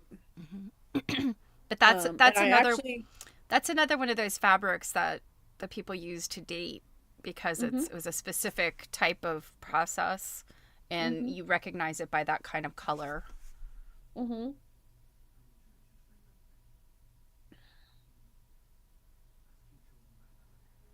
this was I took this because they had used a cheater cloth on the back. I love those early cheater cloths. It was only a few years ago that I discovered that they made cheater cloth back then. I always thought cheater cloth was like a more recent invention, but Because it looks so modern. well, I mean, it just looks like the kind of modern, the modern shortcuts that we take. But they were doing it back then too. Mm-hmm. That's a really neat one. I've never seen that one. Oh, the doggies. Yeah, this conversation print, like that dog's giving some serious side eye. Yeah, I've seen Like that one or a similar one. this dog is like, see, Stephanie, you should have come with us. Yes, yes, I've seen that conversation print or one like it before. It's very cute. This one was just lovely and like nice and bright and cheery, so I had to show it. Yeah, I love how they've used the stripes and the different Mm-hmm. plaids and stuff. Mm-hmm. This one was interesting because of the border. Yeah, I was about to Because say, look at that swag. And this wasn't the only quilt we saw with a border treatment like this. There was another one that also had this kind of like bell shape looking thing. I think it's There were supposed to be no a tassel. signatures or anything. Yeah, I was about to Isn't ask, was it were there signatures? Yeah, there were no signatures on anything. But also like I like the treatment of these half blocks.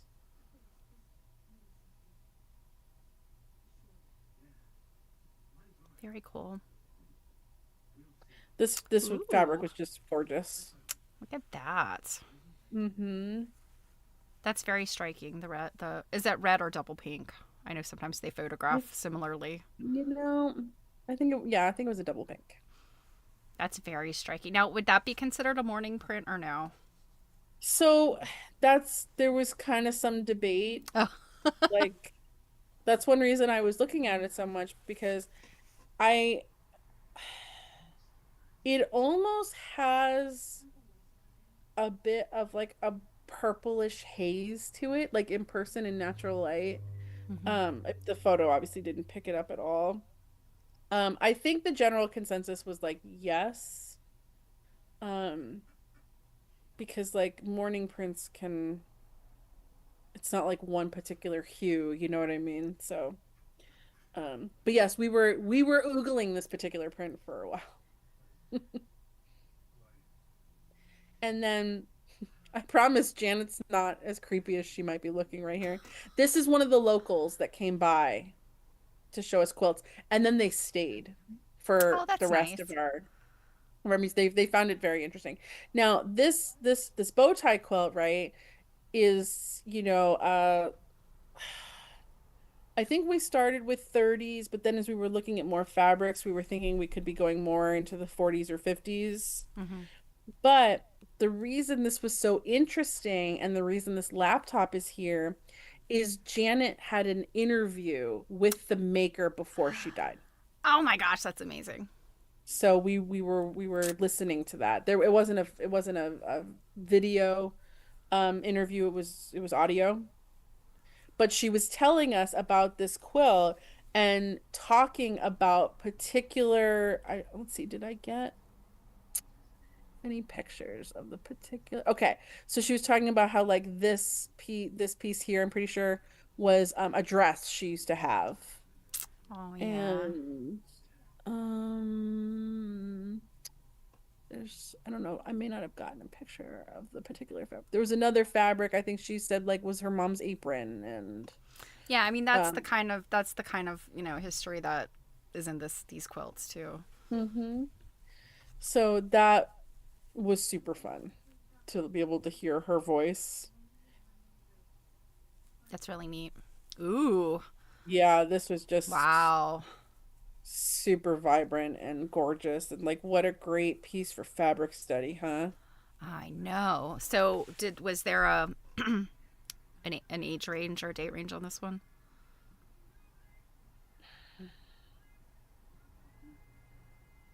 Are I those can't some remember. are those some good browns? Is that a turkey red? Yeah, I mean, it's, what's funny too is um I think this particular one, if I'm remembering correctly, they did not know who made this.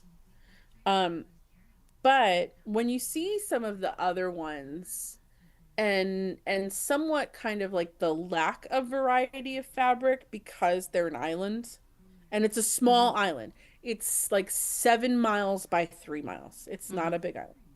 Um, but I was surprised at the variety of fabrics Yeah, in this person this. either had a really great scrap bag, maybe came from somewhere else, or had some Well, source of yeah, fabrics. it makes me wonder, like, was this person somehow tied to the shipping industry and could get things from other places? I'm trying to remember too. Did this one have a Centennial Blue in it?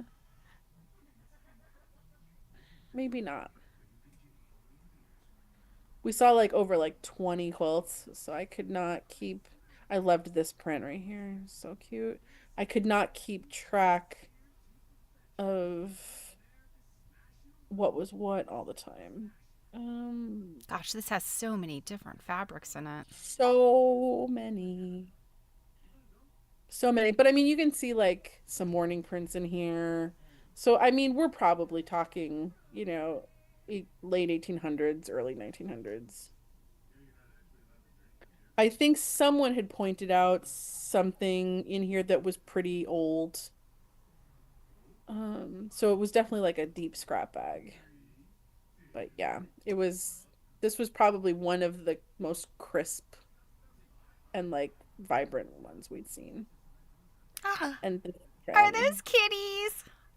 Kitty's in a top hat. Oh, how cute.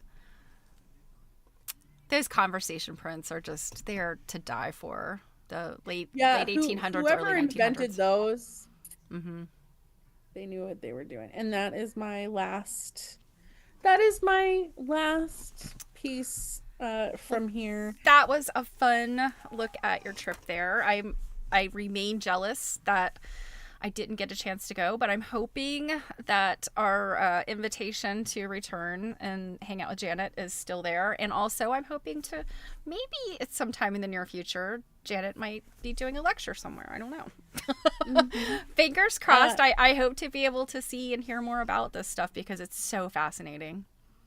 Yes, and for any people wondering, Stephanie and I have been invited to go back to do some filming for the show. So keep your eyes peeled for that. Let me stop sharing for a second so I can get my next thing going here. I'm sure you're having a terrible time, Stephanie. Oh, sorry, my hood. Okay. So, moving on to unboxing things. What is this? You saw this. I'm sure I did, but I'm blanking on what the heck it is. Well, then it can be brand new again.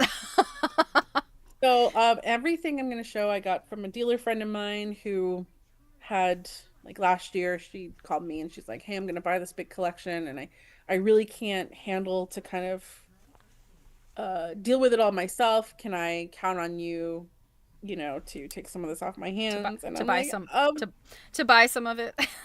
yeah, I'm like, of course you can.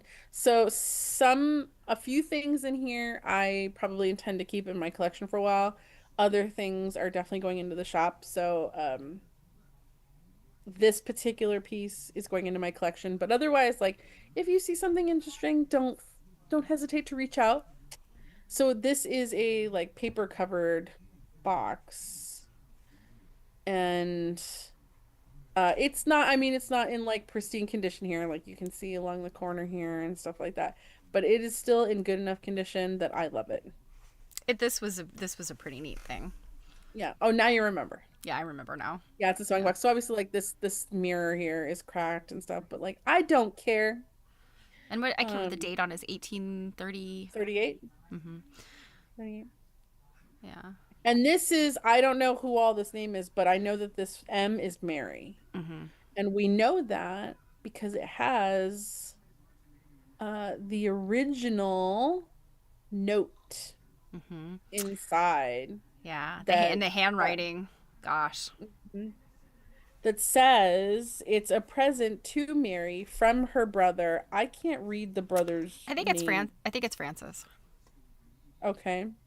And 1838. So this, okay. I was thinking this might have been a G.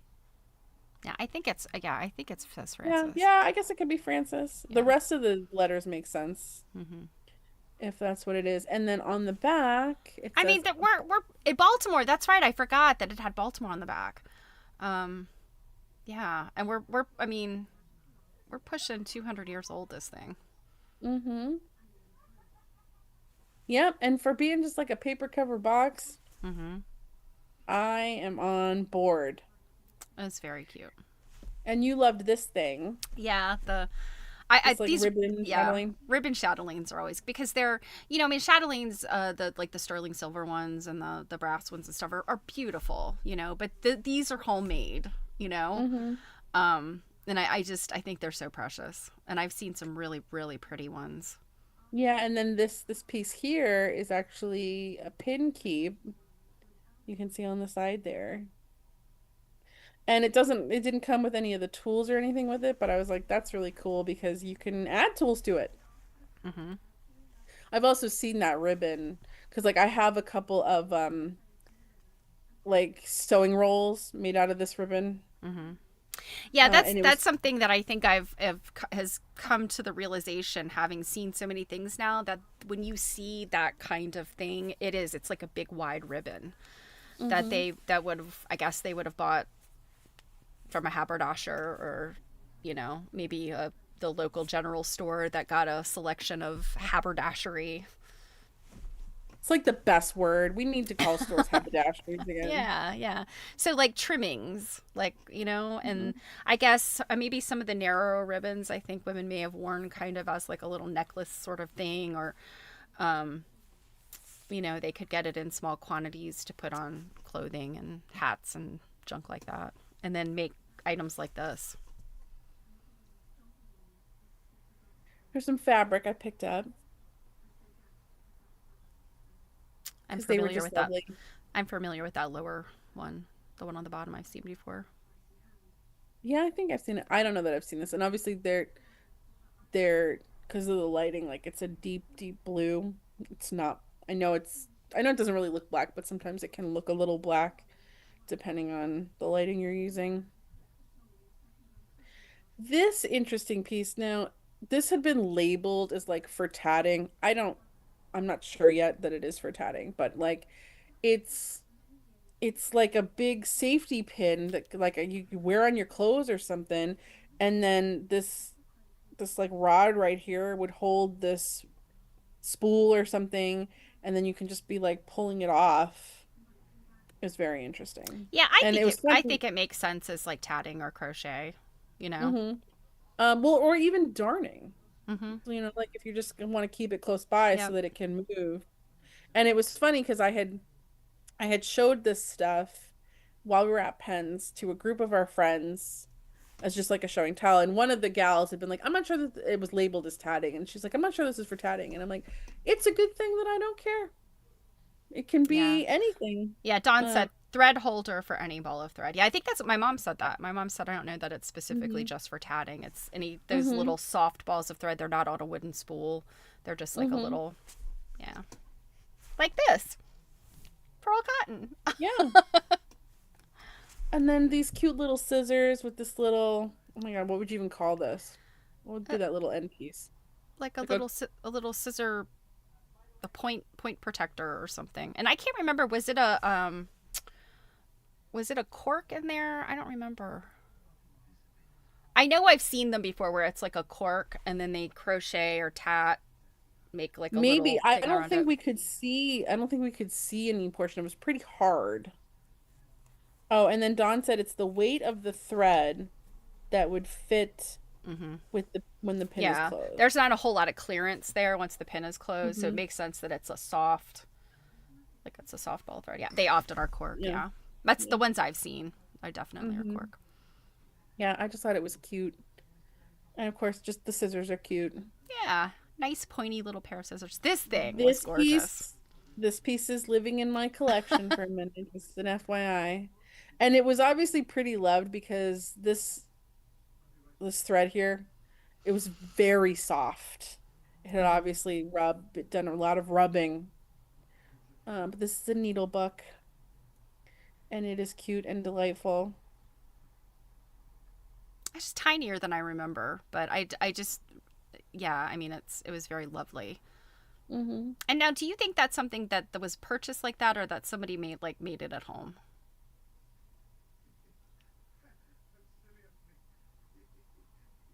I mean, I would think, Don, you tell me, but I would wonder if like this would be almost like a kit you'd buy because it's perforated paper. Mm-hmm.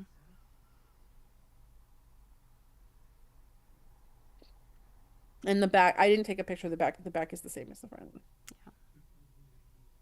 Very neat looking thing. Mm-hmm. It's interesting to me too that like the inside here, these little leaves for the that they don't come out further. Mm. Well, And of course, there's a ruler. Clark's. Yeah. What And did we Don, I find think out the ONT means? I can't remember now. Something. Is that something oh, you? Don just asked if the last one is lined in silk. Yes, I believe it's silk. Mhm. If I'm remembering touching, I think it's silk. Yeah, I think I remember that it was a silky sort of thing. Mhm. Um, oh, the Clark's ONT. Didn't we? Someone said it like I when we know were. somebody told us what it means, and I'm like drawing such a blank. I could probably Google it. Also, sure, Dawn knows, but Dawn's like, you know what? I came to stitch and watch y'all glitch, and now you're making me work. Oh no, she came specifically to see the unboxing thing. It's not like our new thread, is it? Oh, shoot, I hate this. Yep, our new thread. Yep. Woo! I remembered.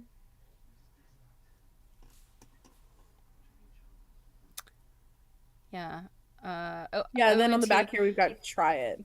Yeah. It stood for our new thread and became a well-known brand for Clark's high-quality threads. Will never fade, spot, or mildew. Hmm. I guess we really need to test that with some old thread. Like, should we go and like file like a class action against Clark's if like we found that it Well, fades? especially Clark's. It's not new anymore. I wonder how long they used that. I mean, I guess you'd have to look at like a whole range of their antique Their stuff. advertising and stuff. Yeah. Or How long Dawn they used knows it. and is going to tell us in the comments.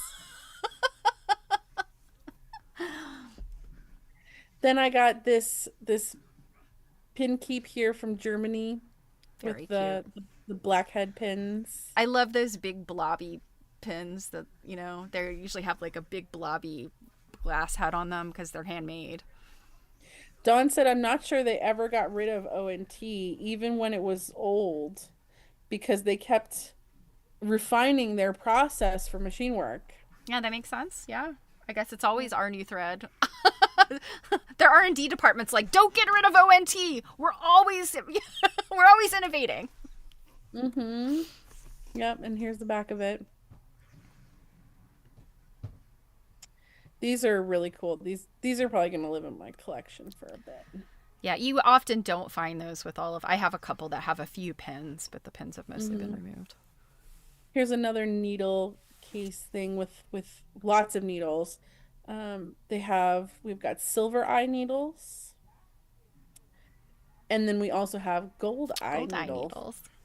Mm-hmm. Yep, Dawn says nice. All original pins and glass. Yep. Mm-hmm. Yep, they were very cool. And I remember our friend Barb specifically being like, "Oh my God, it's so cool that you found those." Like, yeah, thank you.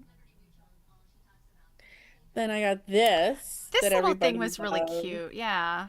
Hmm. This is most people are putting thimbles in these.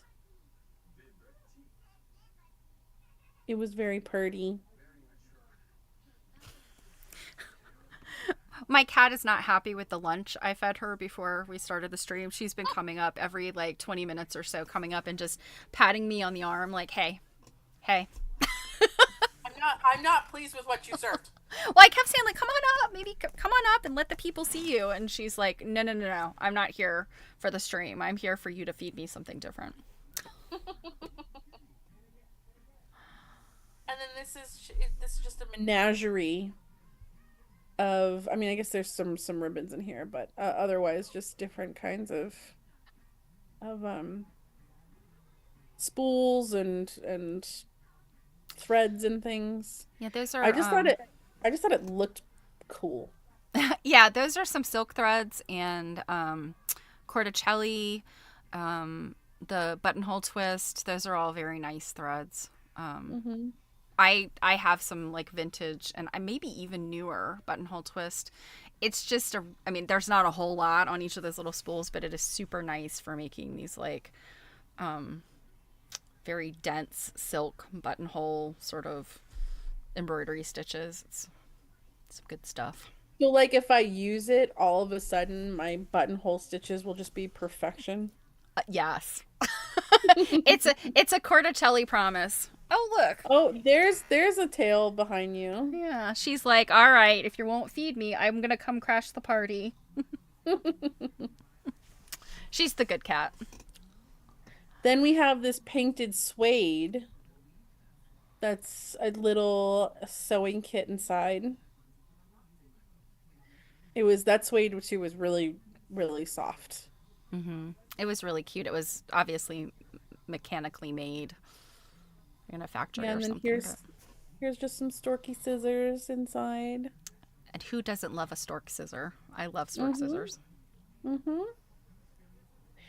And then this is a That was velvet that was a biggish strawberry. one, right? Yeah. Yeah, and it's got it's heavy. It's got like sawdust in it or something.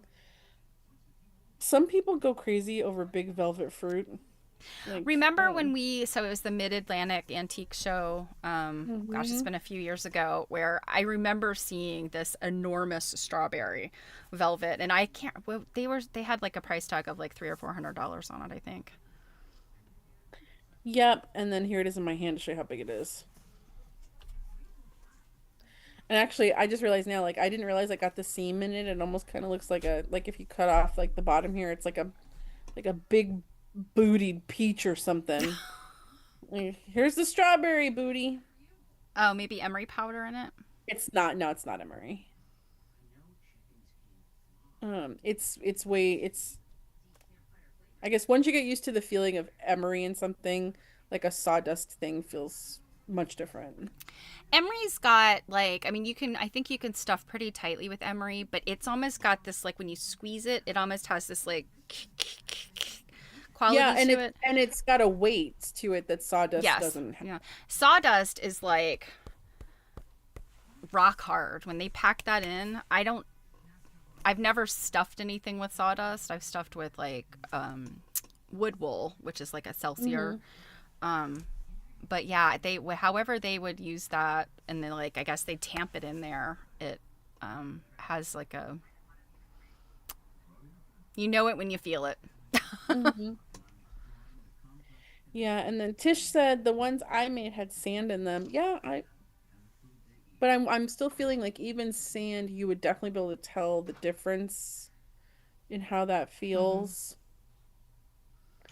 And Even this nutshells. Yeah, nutshells are also another walnut shells. nutshells, though, again, you definitely feel the difference Mm-hmm. in what nutshells feel Yeah. like. This is a mother of pearl pinky, and it's pretty large.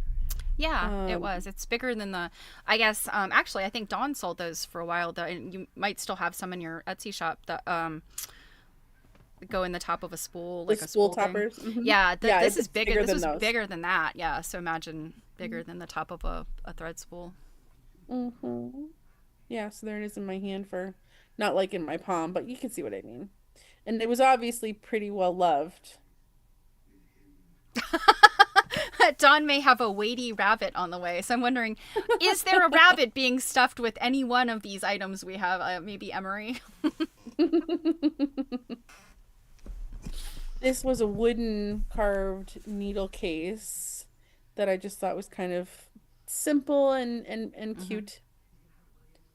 Um, I don't know why, but I really like the wood ones. Probably because it's such delicate work to have to do. Yeah, yeah, definitely. This is a few things. So that looks like there's like some tatting pieces in here. This is like a crochet hook. Here's some hairpin Actually, lace going on that here. item with it's not a. I don't think it's a hook. Did it have a hook on the end? Is it a This, little I tiny think hook? it does. Hold on. I thought it was like just a pokey thing because I remember looking at No, it. it's got a tiny Oh, little it hook. does. It does. Okay. For some reason I remembered it being just like a pokey thing, but yeah, those hairpin lace pieces are fun too. Um, Hmm. And then I'm not sure what this piece is. It looks like a bike lock. that's hair. I think that's for hairpin lace too. Is it? Hmm. It's just so much bigger than this tiny link thing Hmm. here. Well, that tiny one looks like it could have been an actual hairpin. Yeah. I mean, that's why it's called that because there's that U-shaped hairpins that you'd stick in a hairdo. Mm-hmm. This And then was this really cute little precious. needlebook. Mm-hmm. This is a pretty big needlebook. Oh yeah, Don said it's a hairpin too, Hmm. all the way up the To rug rug yard yard. sign. Yeah. Hmm. Yeah, today they make like you can still buy hairpin lace. And they do make pretty big ones for chunky yarn. Hmm. I really like, so do you think this would have been like, is this ribbon that someone embellished, it looks like, with, you I know, I could be wrong, but I think that's probably like a factory made okay. silk ribbon.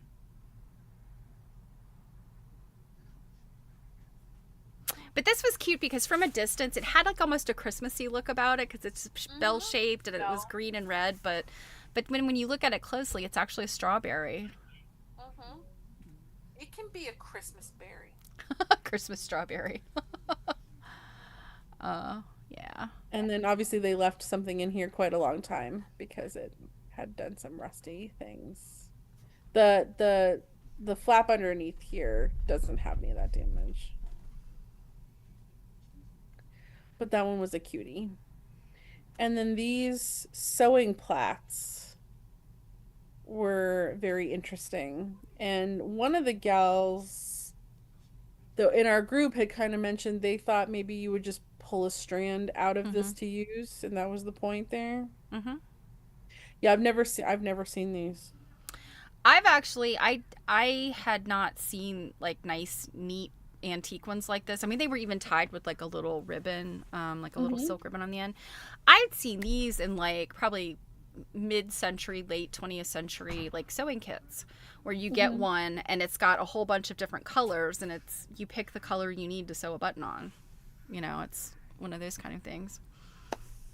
Oh yeah, Tish says, yeah, they're for mending. Yeah, so you got that variety of colors in there for, whatever you need.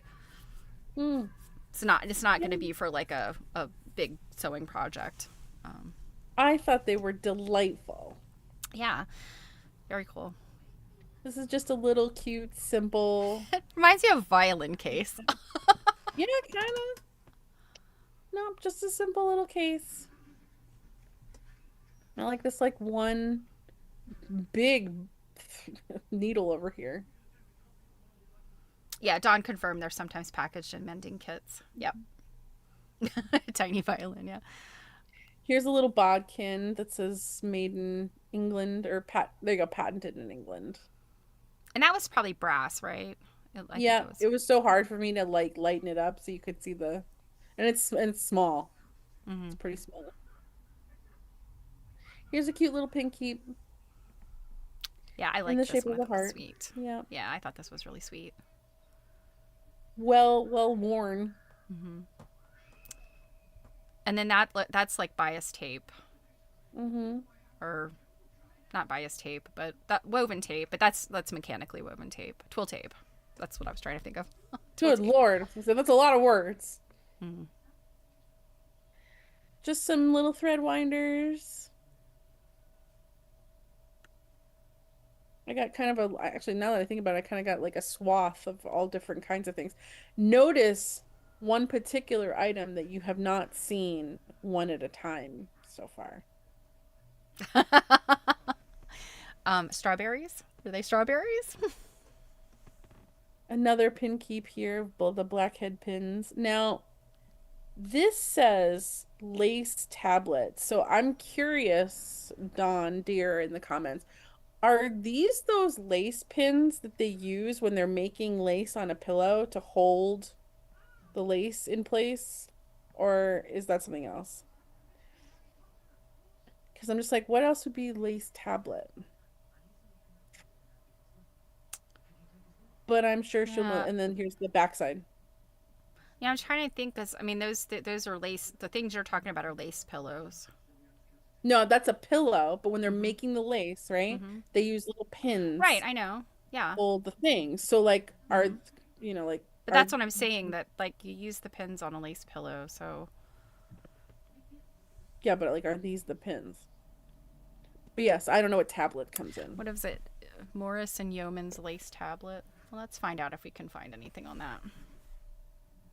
Not bobbin lace pins. Yeah, bobbin lace pins I know are very small. Morris and Yeoman's lace tablets. Do the research.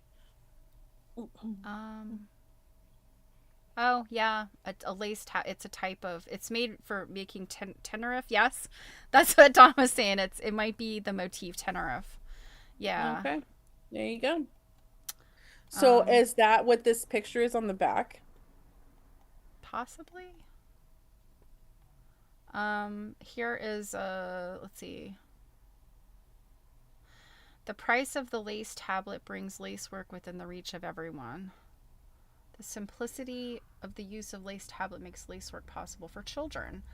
Um, Hmm. yeah, I'm still not quite understanding how this works. I think that is actually the lace tablet. I don't think that's a pin keep.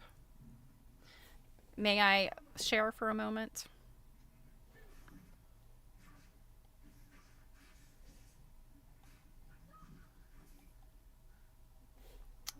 Oops. Dawn says she keeps losing her connection. I don't like that, Dawn. Stop it. Can you guys see this? Mm-hmm. I don't know if I don't think I Oh, can zoom in on it there anymore. you go. But yeah, see how the hand is up there? And I don't know if you could see this. There's like, it looks like a needle and then there's some threads. So I'm wondering if you do some kind of weaving here with this. Interesting. I don't know. I may be looking at this incorrectly, but um, Well, whatever that is, can you send it to me sure. so I can peruse later? Yeah, it Oh, looks and like Dawn there's. just said there's squares too. Oh, yeah. Let's see. Oh, that looks like what you have. Hmm. um, yeah, it's not. I'm not finding. I'm not seeing. Oh, you know what? I could look at images. Um, trying to think of. Oh, there we go. Here's something that looks like it's. No, let's see. Lace tablet advertising pin holder. Yeah, I guess I'm kind of confused. Let's see. All right, Dawn says yes. All those pieces could be joined to make a larger piece. So yeah, I'm guessing that you kind of do some kind of like weaving situation with these Hmm. things. Hmm. We'll have to look into that more. Find out.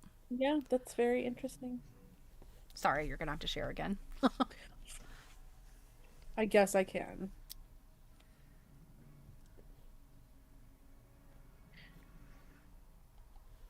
She said the examples I have are wood framed with pins along the outer edge. Hmm, that is very interesting. I got these little cuties. Oh yeah, and these are like, is it Romanian or it's some kind of Eastern European I don't think they have a made in stamp on them though. We have shoes. to look Yeah, but that up. these are examples of this type of moccasin, and it's like Mm-hmm. a and gosh, I read so many things like all at once. Oh, Don saying Laplander. Yeah, it's they're an example of these types of shoes that different cultures would have made. And And it's they're so cute and little, like in the palm mhm. of your hand. Yeah, and they look, these were like in perfect condition. So they Mm-hmm. clearly were a souvenir that somebody never used. Oh yeah. I kind of am bummed that like when you go to like tacky souvenir shops that like pin cushions aren't necessarily like the norm anymore. Oh, I know. Or if you do end up with something, it's like so disappointing. You know, Mhm. back in the day, they made really great sewing souvenirs. Yeah, Dawn And then says those are usually leather. Yep. I couldn't have escaped without a piece of Mocklin. But of course. And I got it too because it says Shrewsbury, which there's a Shrewsbury, Massachusetts. I'm not sure if this is Shrewsbury, Massachusetts. I'd have to look it up, but and it's just a cute little purple pin keep scenario here. And then these weird scissors Yeah, those were that cool. They were the stork scissors, but they didn't have that fine engraving. They were smooth. Mhm. And I thought those were pretty cool. and then I opened them up and this I'm pretty sure says Pakistan. Okay, so I looked up the tenor of lace. Hmm. It is like a round lace. Hmm. And you could stitch them together. I was gonna say, and you could what? Stitch them together as Dawn said. Yeah. Now this is really cool. So this is a booklet. It says Meyer threads. This is going to live in my collection. Um, because the bottom here, it's Lowell, Massachusetts. Mm-hmm. I remember that. Mm-hmm. Established 1876. This particular book is I think it was like 1945, something like that, if I remember. We're gonna see in a sec. Yeah, I was gonna say there's a reason why we know, right? Hmm. And yeah, it's graph paper inside, and it's all unused. I love this. Like a little notebook. Oh, who doesn't love a little notebook for And then jotting Dawn's things? favorite, there's a calendar in the back, and that's how we know, yeah, Yeah. 1949 to 1950. And these two handsome gentlemen. Yeah, Guessing we have they're the the founder, yeah, the the founder and the founder. president. Yeah, I thought that was very. Once I was like, "Oh my God, it's LOL! Oh my Well, God, that's kudos so to their cool!" marketing department for some good swag. Yeah. Now this is This very was very cool. cool. Yeah, it's made out of bone, and it's a thimble holder. This portion here would have had like a fence. You can see like kind of the remnants of it. It would have had a fence here. So it's not totally complete, but I've never seen one of these in person. I've only ever seen them online, and like it even has like little panes in the windows and like a balcony and stuff and little stairs. Like I the carving ability of some people, I know this was really neat. yeah, like I can't even fathom. But yeah, sadly it looks like the fence has broken off. Oh, Dawn mentions that she knows someone who could maybe make a fence for that. Well, maybe you do. It also looks like maybe something off the back here might have come off. I'm not entirely sure, but I'll have to look at some other photos of some other ones. But there's for, it's funny. We definitely don't hold thimbles in such high regard anymore that we were building them houses. It's not everyone who has a stash of cow bone. When you've got a family member who likes to carve into interesting things. Yeah, I mean, do some people even necessarily use thimbles anymore? Well, if they've had to sew a lot, they've learned the hard way that they definitely want to use a thimble. But Well, but you have a yeah, thimble. Have you built it a house? I have not. In fact, my thimble, because I use a leather thimble, is just I'm constantly losing it. It needs a house because I'm constantly losing it. I'll go to knot some thread and I'll take it off, and then I'm like, what did I do with it? And inevitably it's between the couch cushions. But yeah, I need like I need like a little stand like to put mine on because it's soft. My husband calls it my corpse fingers because I'll leave these laying around.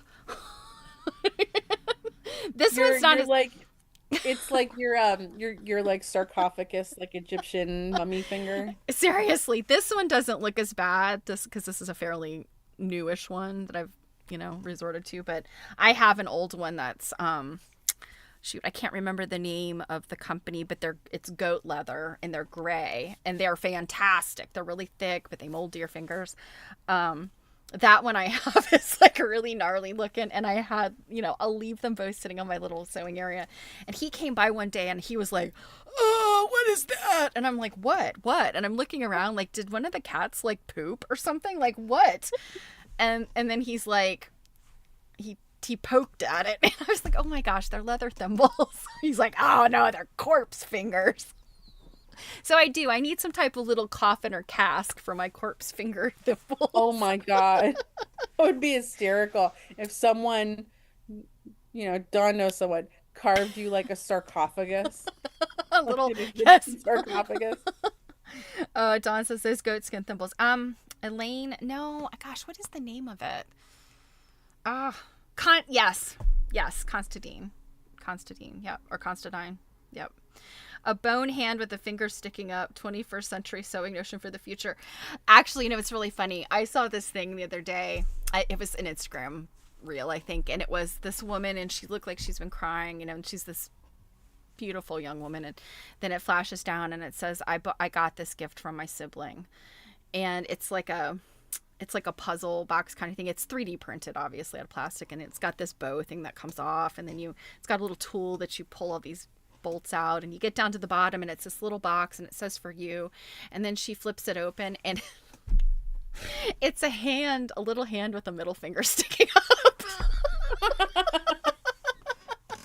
And I just thought that would be perfect to have put the plot. That is kind of like the ultimate sibling gift, isn't it? Yeah, it is. Yeah, I think we're gonna have to craft something like that one day. Oh, I forgot about this one. This was a pretty little thing. Yeah, this is just a teeny, teeny little pincushion, but it's Stephanie loves the ones that say things like "forget me not," Mm-hmm. or what's the other one you like? You like the one for like babies or something like Yeah, like yeah. my They're God, what does it so say? precious. Like little no, Oh gosh, I can't remember. Little stranger or little, something like that. yeah. Yeah, this one was just so cute.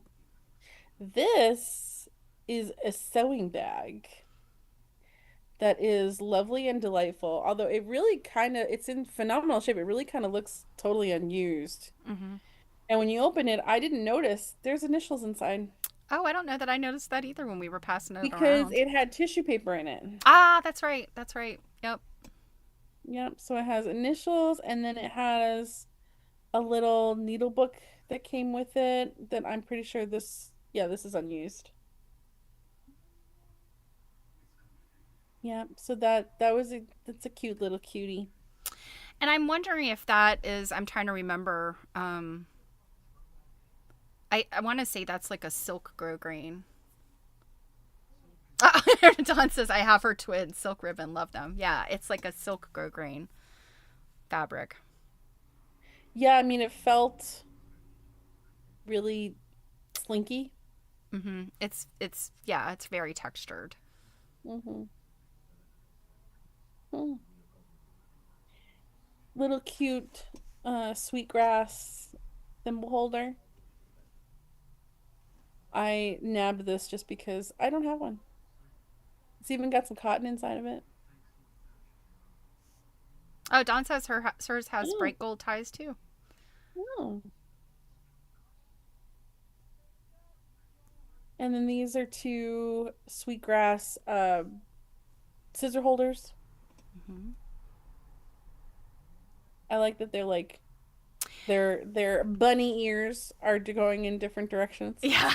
So were those, I know that there are communities and cultures throughout the United States that make things like this, like basketry items. So, like in South Carolina, the Gullah women make like a type, it's a form of sweetgrass basketry and stuff. Would these have been like, like is there a Native American group or somebody culturally in the U.S. that made these, or do we I'm know? not sure. Dawn, do you have the answer to that? Poor Dawn. Dawn's just like, I came to stitch. Y'all are making me work.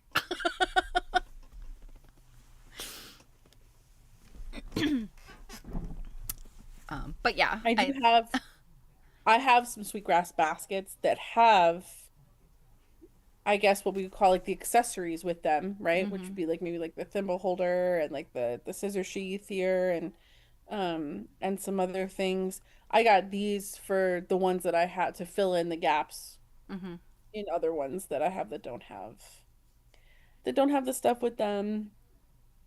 We'll give Dawn a second to answer because she says she keeps losing connection and that's lame. Did you know all of the Gullah grasses grasses are are gone? gone. Lost habitat in the grass is now imported from other states. I did not know that, but yeah, that doesn't surprise me. Yeah, Gullah is spelled, it's Gullah, I think. So yeah, that doesn't surprise me at all. That this is what happens in our changing climates. Well, and Um, there you go. She says, imported. Look at this. All of them in one place. We passed these around individually, and I think we were all at the point like, Jill, how many of these little emeries are you going to pull out of that bag? But these are fantastic. I have never bought so many emeries in my life. And Don says we had Weaver here at the museum, and she was the last generation Weaver. Wow. Yeah, I did those. Yeah, the women. My mom has bought some pieces when we've been in South Carolina. It's the other side of the state where my family is from, but yeah, they are. They're. It's an interesting. I mean, you think about the Gee's Bend quilters. It's the Gullah women are kind of a similar, like a sort of a cottage industry. Yeah. She does not have enough emeries. Well, and it's funny, Dawn, you should recognize this plate that they're sitting on, which is actually like a pedestal. Because you were the one that talked me into buying this as well as two other pieces that go with this Lennox. But yeah, so I felt so bad, I'm pulling stuff out of this bag at like this show and tell, and I'm like, oh, and here's another emery. Oh, and here's another emery. And believe it or not, I don't think I bought them all. I will say though that one piece here, this piece right here, actually is not an emery; it's a pincushion. But I Okay. was like, it fits the theme. It's Yeah, going in. I didn't remember that there was one that wasn't an emery that was in Yeah, those. yeah, it's Now just can you fun. zoom in a little bit, especially those ones on the bottom? I thought those were interesting because there's several of them that have that. So these bottom ones. So the one in the middle, that's a nut, right? It is um, no, the ones that have like this, this. yeah, that's the nut. But the ones Yep. on either side of it, Mm-hmm. and then you can see there's several other them. I've never seen that top treatment the way they did that, Mm-hmm. and it's Oh really yeah, interesting.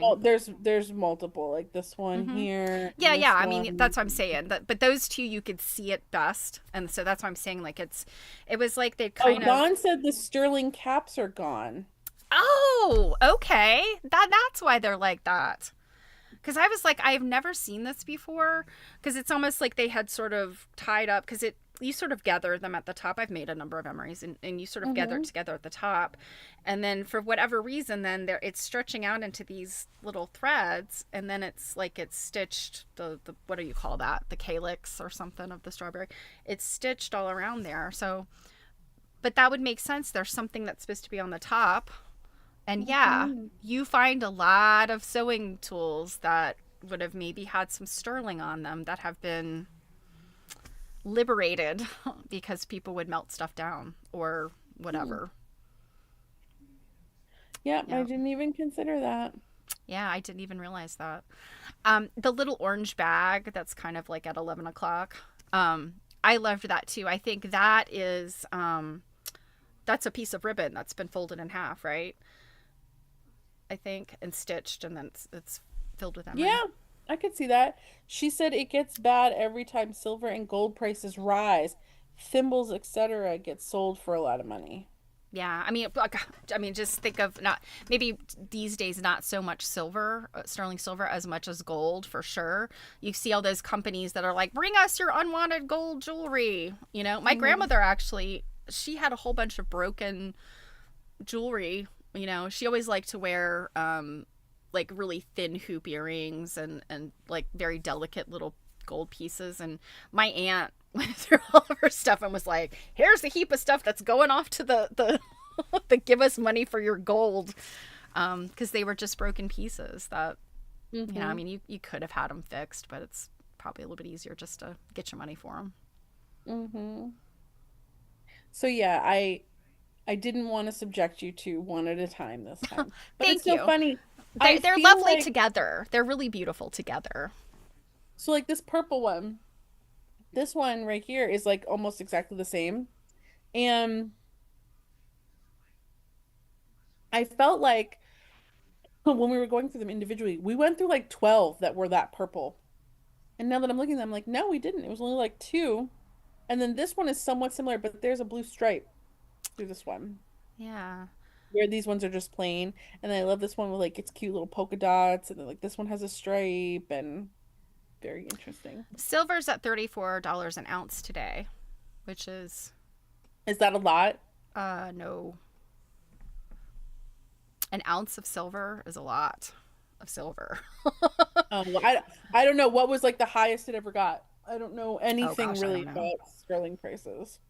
Yeah, I have no idea. We So need Dawn a says, silver artist to make us pinball rings and berry caps. Stephanie, get on that. I can do that. But you know what? You know how I would make them? I would not ruin my elbows and my shoulders. I would, or nor would I carve them out of lost wax, which is probably the way that these are made is lost wax casting. It's basically a wax. You carve it and then you put it in a mold. You heat the mold, the wax comes out, and then you pour the silver in. I would make them out of precious metal clay, which is something that you can buy now. Yeah. And I would definitely make little caps. Silver stripe reminds me of a seashell. Yeah, it kind of does. Oh yeah. Yeah. So before sorry, real quick, go back to it real quick. The one that you said is a pincushion. This one? That one the little seats are not stitched on, are they? Isn't that like it's a fabric that's got like a little yellow fleck in it or a little yellow. Yep. Yep, Yeah. it's a fabric. It's a printed fabric. I thought that was really neat. Mm-hmm. Highest recorded price for silver was 49.95 an ounce. $50 an ounce. Yeah. And then this is our last photo, which is some tatting shuttles. This one is carved bone. This one is like a It's like a celluloid or a yes. And this was like a clear like plastic type scenario. early plastics. Yeah, I thought they were just, I mean, this one was just really cool, the pattern on it. And I liked the carving on this, and I thought they were pretty. Dawn says you Oh, made a Don great agreed haul. to it all. I agree. And it's only haul part one because there's another, at the same time I was buying this haul, I was creating a haul for like September that she's just holding on to for me. That's probably got just about as much stuff in it. And isn't there like even yet another part of the collection that you haven't really even tapped into yet? Didn't she say there was like some? So there's another part of it that I said no to, which is about the same size. And then there is a box of doll dresses that I did not get the chance to go through because the time it took me to shop this, I'm gonna go back to this one just because it's really pretty. The time it took me to shop this, for one, a lot of things I did end up buying, Dawn didn't see ahead of time. She saw other stuff that I maybe put in the later bag or just didn't buy at all. Um, and I killed my phone battery. Taking pictures. Yep, and chatting with Dawn. Um, I went through the bin for about 2 hours. Then it took another 2 hours for her to write up the slip that was 4 pages long. Because obviously, like other customers, she had to deal with them too. And what's really funny is I'm sitting at this like table off in the side of the room, and I'm going through this bin, and these two ladies, they come up to me and they're like, "Are you buying or are you selling?" And I'm like, "Oh, I'm buying." And they were like, "Well, who does this bin belong to?" And I'm like, "Oh," I was like, "It belongs to her." But I was like, "She brought this for me. It wasn't like on her table." So they are kind of like looking like on the table, and I'm thinking like, "Oh my God, could you not be rude?" Um, because I kind of, it's one of those things like I just told you like it's kind of like a private deal. Like this is not like you're not involved. But anyway, so they go over and they ask her if they can go through the bin. And she kind of tells them like, well, she gets like first right of refusal. It's like it's for her. And she comes over to me and she's like, they really want to go through it. Like, what are your thoughts? And I was at that point, like, there were already things I knew I was not interested in either now or later. So I'm like, well, you know what? Fine. Like, I grab me another bag. I will keep aside the things I know I want, like in September, and then I'll put aside the other stuff that I know I'm just not interested in, and they can go through it, like make the sale. So, but they didn't want to wait, like for me to be done. So they made a deal, that they would find her in the Brimfield Fields the next day, and they did show up. She had the bin. They went through the bin and left with nothing. And that's one of those things that's like the FOMO. You see somebody looking through something and you're like, oh, and it's just like people, it's like a human thing. It's like a, I said to her, I was like, God, it's like working retail again. I might as well have been playing with a pile of dog poo. And they would have been like, oh, it's so pretty. It's avant-garde, like, yeah. Having worked in retail, like you can't put up a display of something that you don't have a flock of people around you. Like, oh, what's that? Oh, it's like get out of the way so I can at least get it on the shelf. But like you could have been playing with a clothing rack that had nothing but recovery on it. Like it was just like people's crap pile, and you're over there finally cleaning it up, or you're folding a table of shirts that were a disaster, and because you're folding them, people have to come and unfold Mm-hmm. everyone that you folded. Yeah, I've known a number of people that have had like brick and mortar shops or things like that, and or just independent stores. My mom used to work in an independent fabric store, and she said it never fails.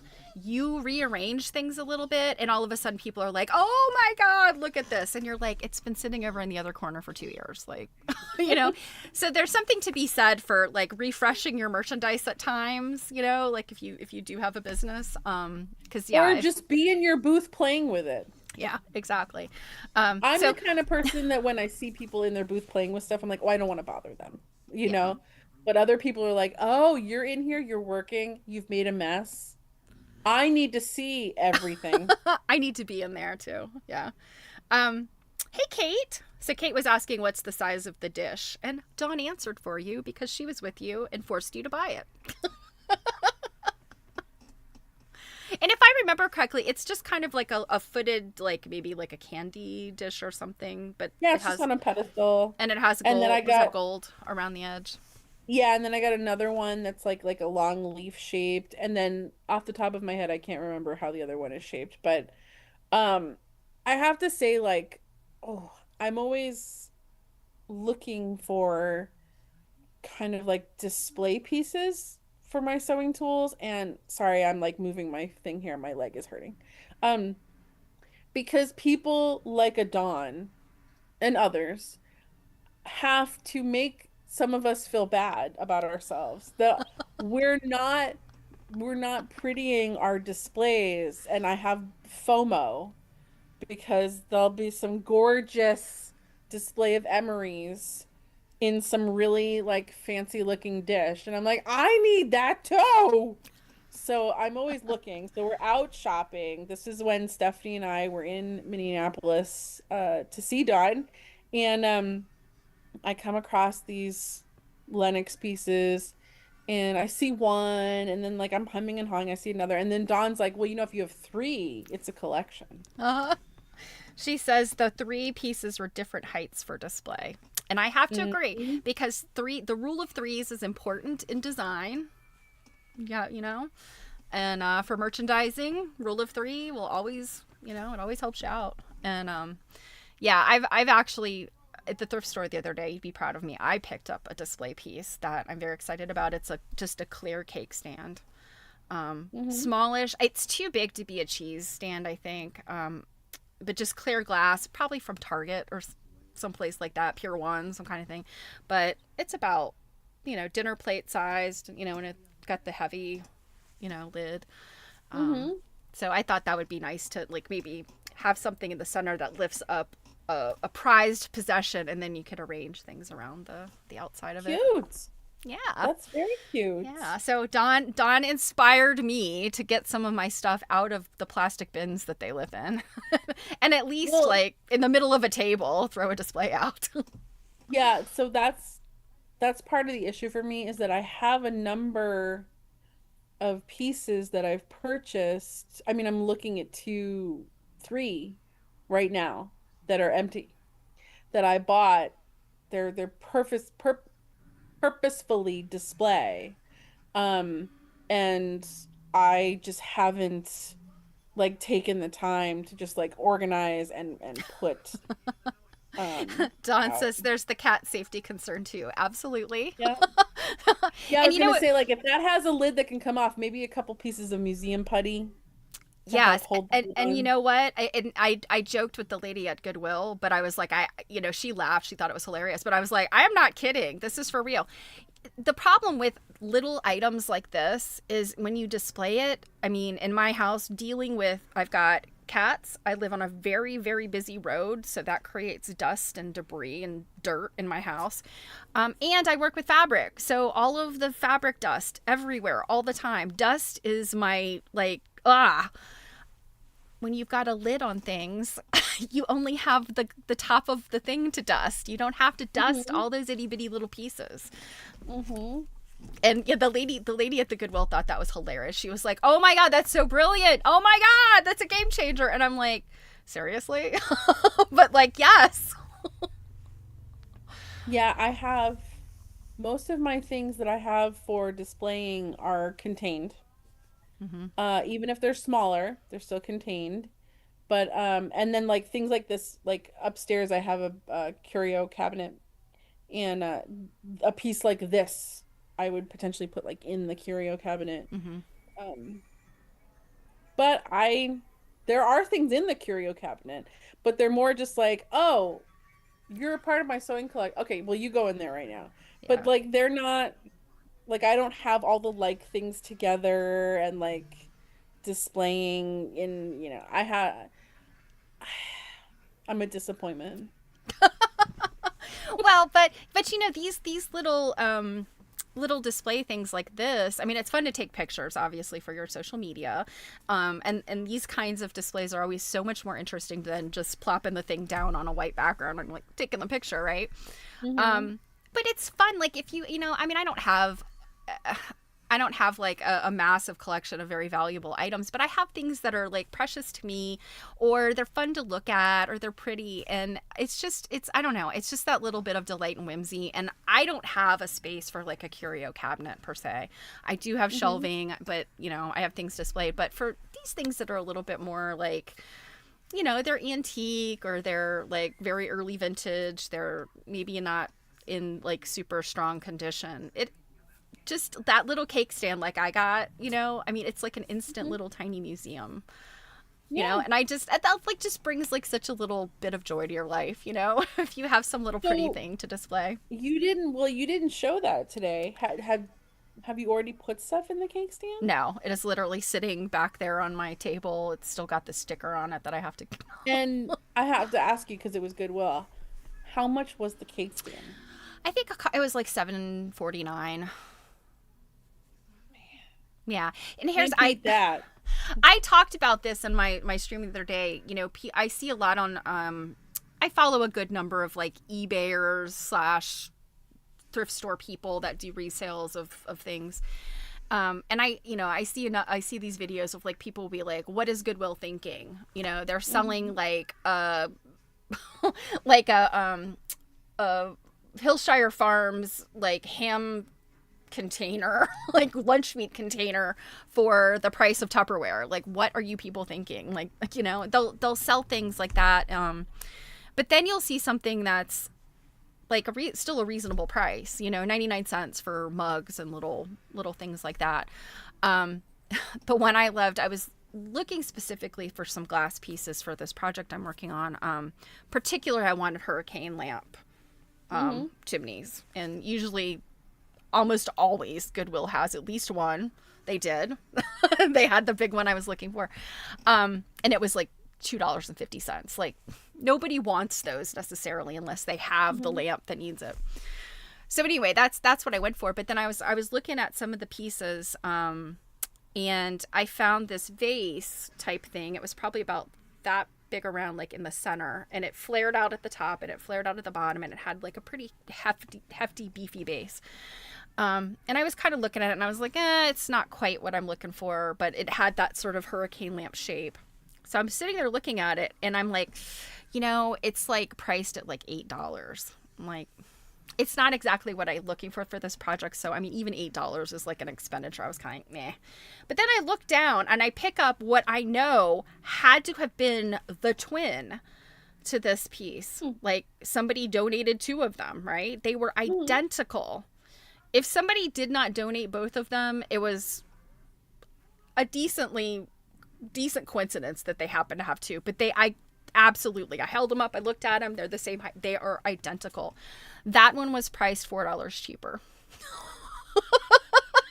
And I'm like, I realize Goodwill is not like, it's not like Target, where there's these set prices for UPC codes and whatnot. But it's so funny to see, like, obviously the people that are responsible for sorting and pricing and all that stuff, one person's opinion of what this item was and what it was worth was different than this other person's opinion. And I just thought that's so funny. It's always worth looking a second time if you get a piece and you're like, I don't think I want to pay this much. Good chance there's another one at a cheaper price. True story. Or even at another store. For a cheaper price. I bought a number of plain white 100% cotton pillowcases, which are really good for putting quilts in. And I think my Goodwill, they were like $1 or something. I always think that's there. When I go to Goodwill, there are specific destinations. Like I immediately go to bedding, and every now and then you get lucky, you find a quilt. Mostly you don't. Mostly you don't. But then go look at like sheets and things, because I bought I have found beautiful, I mean, and this is all modern stuff. It's nothing that's like valuable, like in the sense that it's antique or something, but I have found linen bedding. I have found 100% cotton bedding, or not linen bedding, linen drapery. Different weights of linen drapery, plain white linen drapes. I mean, that's good linen fabric if it's 100%. And then 100% cotton sheets and the pillowcases. That's always kind of like my next thing. And then looking at like any kind of arts and crafts stuff. There were 2 giant bags. I left them there, but 2 giant bags of embroidery floss, like untouched skeins. I feel like you can always find that. Well, and the thing is, they were colors that I don't like. I'm not necessarily drawn to, like browns and darker colors. And I thought for a minute, I was like, I could maybe use those colors, because inevitably I go looking for, I need a brown or I need some black or whatever, and I don't have it, because I'm always, when I buy threads and flosses and things, I'm always drawn to like bright pink and turquoise and yellow, and so I don't usually have the darker colors that you inevitably need when you're going to do an embroidery project. And then I don't know if you saw this, because I can't remember if I knew you stopped by my stream the other day, but this was my pièce de résistance, was this hat. That you bought specifically for Double T?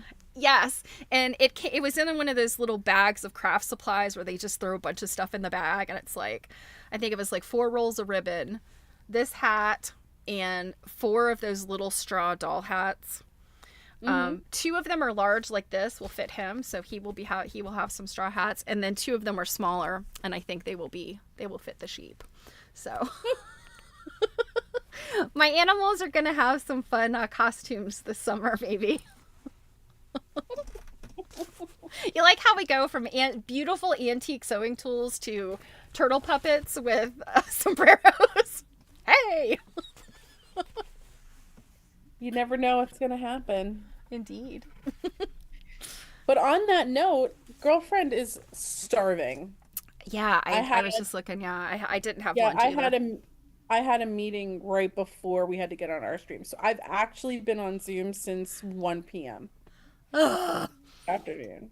So I know we often go about 3 hours, but I'm actually feeling like we're going to have to cut it about 2.5 this time, because girlfriend is hungry And we haven't even gotten to the point yet where Steph starts talking about like chicken sandwiches. So Well, and that's the thing. I'm hungry too, and if I start talking about chicken sandwiches, I'm gonna move from hungry to hangry. Nobody likes that. yeah, that's true. And also like we've had a break in the weather, so I'm just thinking like if we have to go out to get something, I'm like, now's a good time. So yeah, so um as as as far as next week goes, Stephanie will have her stream on Monday, yes, even though it's Hmm. Memorial Day. Yeah. My husband Okay. works every Memorial Day. I asked him yesterday. I was like, "Have you ever taken a Memorial Day off?" And he's like, "I'm sure I have." And I was like, "I don't think you have." So, yeah, he has to work. I'm got nothing to do. I'll be here. All right, so Steph is a ride or die on Monday for her stream, and then we'll be back Tuesday night to finish Portable Patchwork. Yeah, we're literally on the last chapter that we're going to cover. Yeah, it's crazy. But Yeah. thanks everybody for joining us to talk about our trip Yeah. and Yeah. our and unboxing things. And apparently Stephanie has more things to show us. I will say there actually is a lot more things that I purchased that I did not show, but who knows? Maybe that's another day. Yeah, another day, perhaps. Yeah. Yeah, so it's so good to see you guys. I Mhm. hope that you got some stitching done or whatever it is you were working on. I know sometimes Robin's doing like um, housework. um, Whatever, hey, whatever you got to do. I've been doing sewing work and sewing room work while we're on stream. So yeah, sometimes you yeah, just need friends to get help you get crap done. yeah.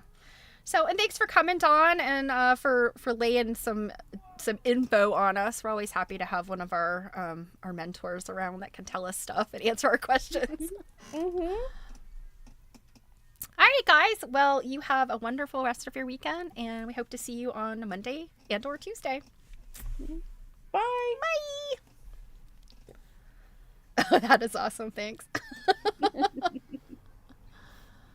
All right. Well, we'll end this stream if I can ever find my mouse. Sorry, Jill. You're stuck here because I can't find.